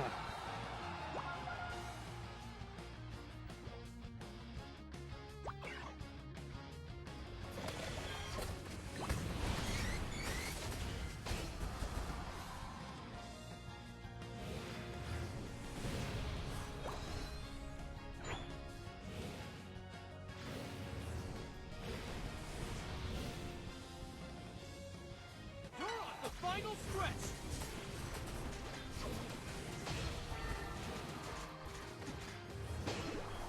Nice try, guys. Dub City. Dub City.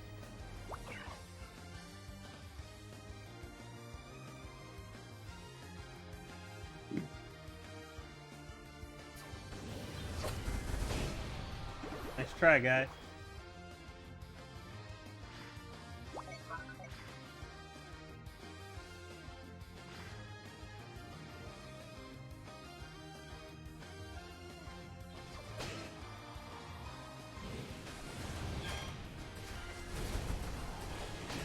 Barbecue chicken.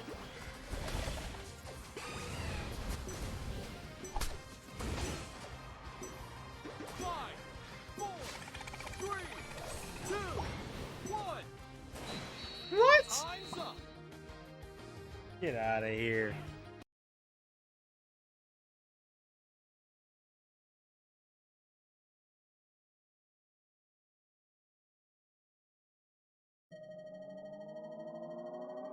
You win.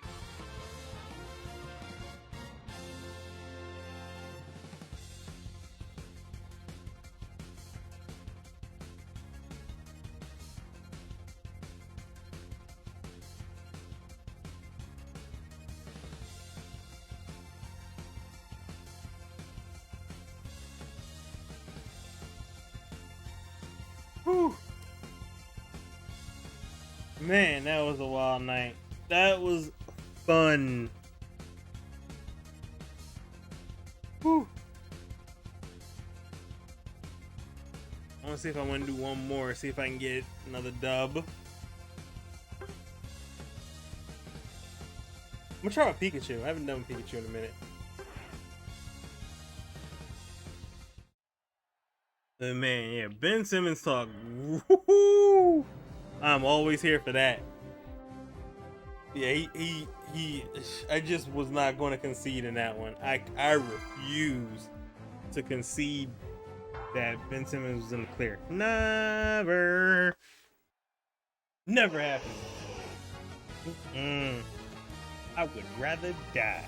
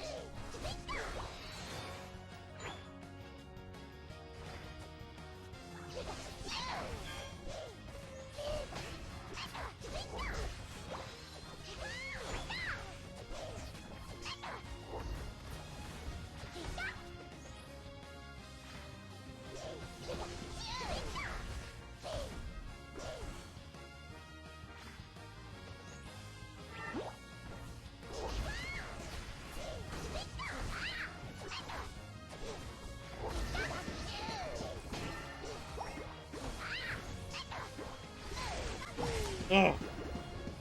I don't know if I wanted Volt Tackle either. Oh no.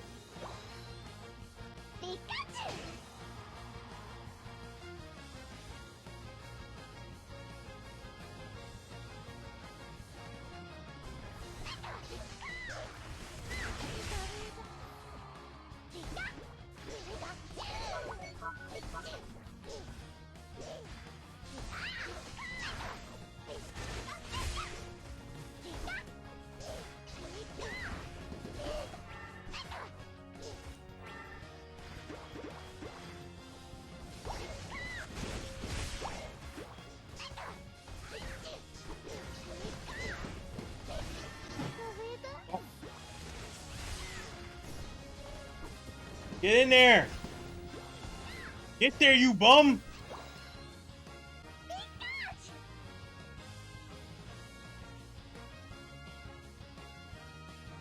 You're in trouble.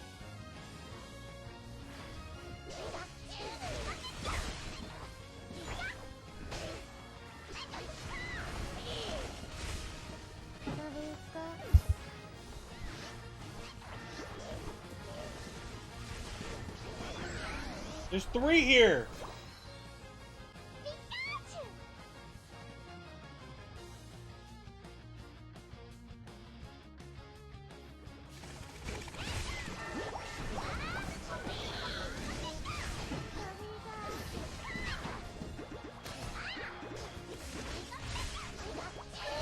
Woo!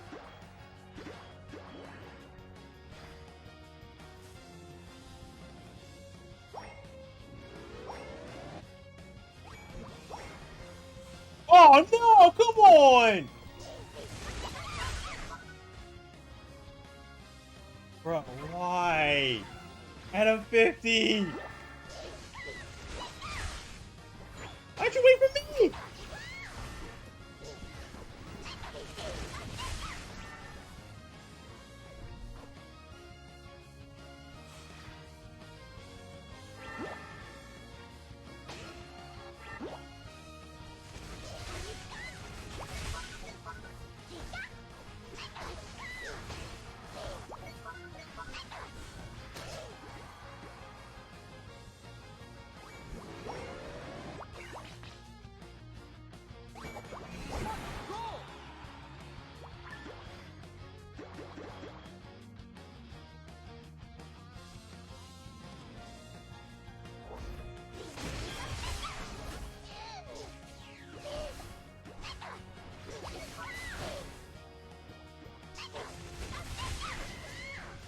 You're on the final stretch.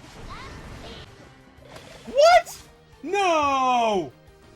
Get out of here!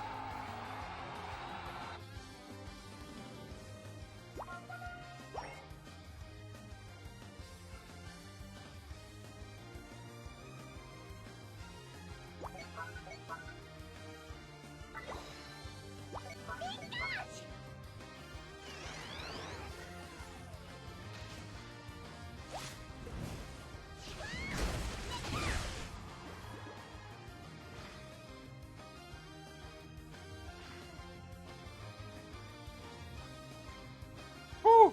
Love me some Pikachu. My guy.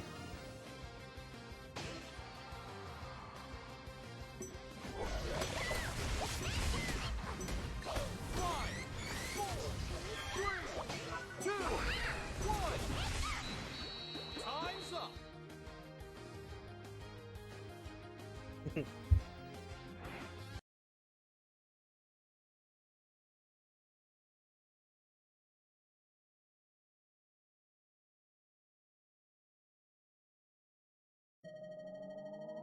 You win.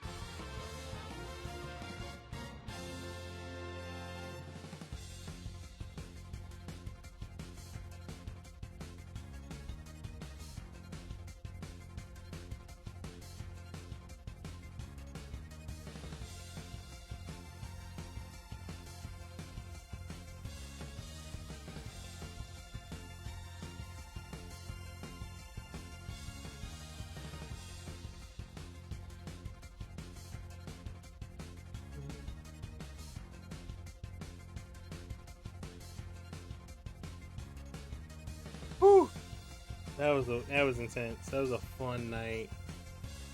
Oh man.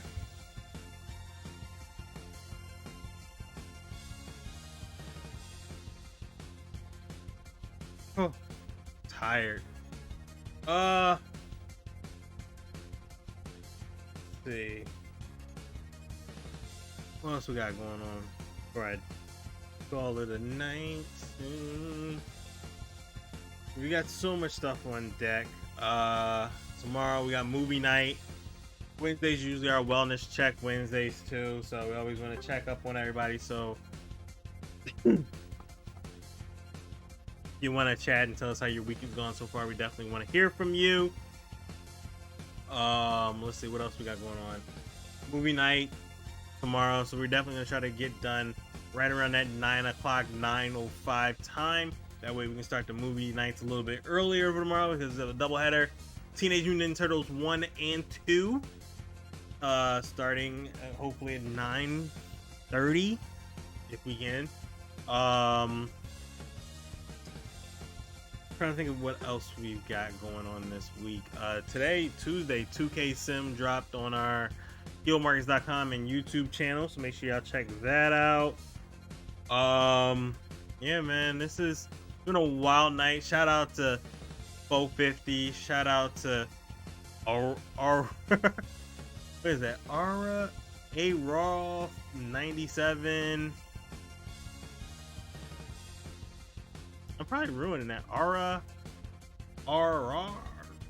Hey, that's a dope name no matter what. A Raw 97. Thank you guys for coming through, man. Appreciate everybody coming in and chatting with me, man. It's been a fun night. Whew. I've been trying to avoid Ben Simmons talk for so long because we did it most of the season, and I still had a little bit of pent up frustration, so I was glad to get it out today. So yeah, man, this is good. I'm tired now, ready to go.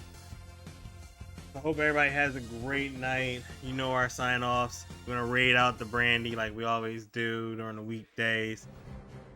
Whew. Now I'm tired. Now I'm exhausted. But you know our phrase: stay happy, stay healthy, stay safe. Spread love when you can. And I'm gonna see you guys tomorrow, 5 to 9. We got tomorrow.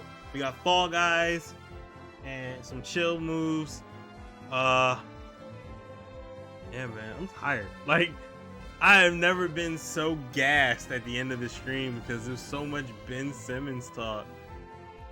Took me out, man. I'm exhausted. I'm done. Whew. God, man, I'm just crazy. What a wild night. Love talking basketball, love talking sports. Also, shout out to everybody that is working on Twitter, shutting down Ringside News for all of their messiness that they decided to bring today. Sucks to suck. I don't feel bad for you. I hope no money comes to you because all you do is steal from creators anyway. Like, that's the one thing I never felt sympathy for them because they have constantly stole from creators, and that's what you get.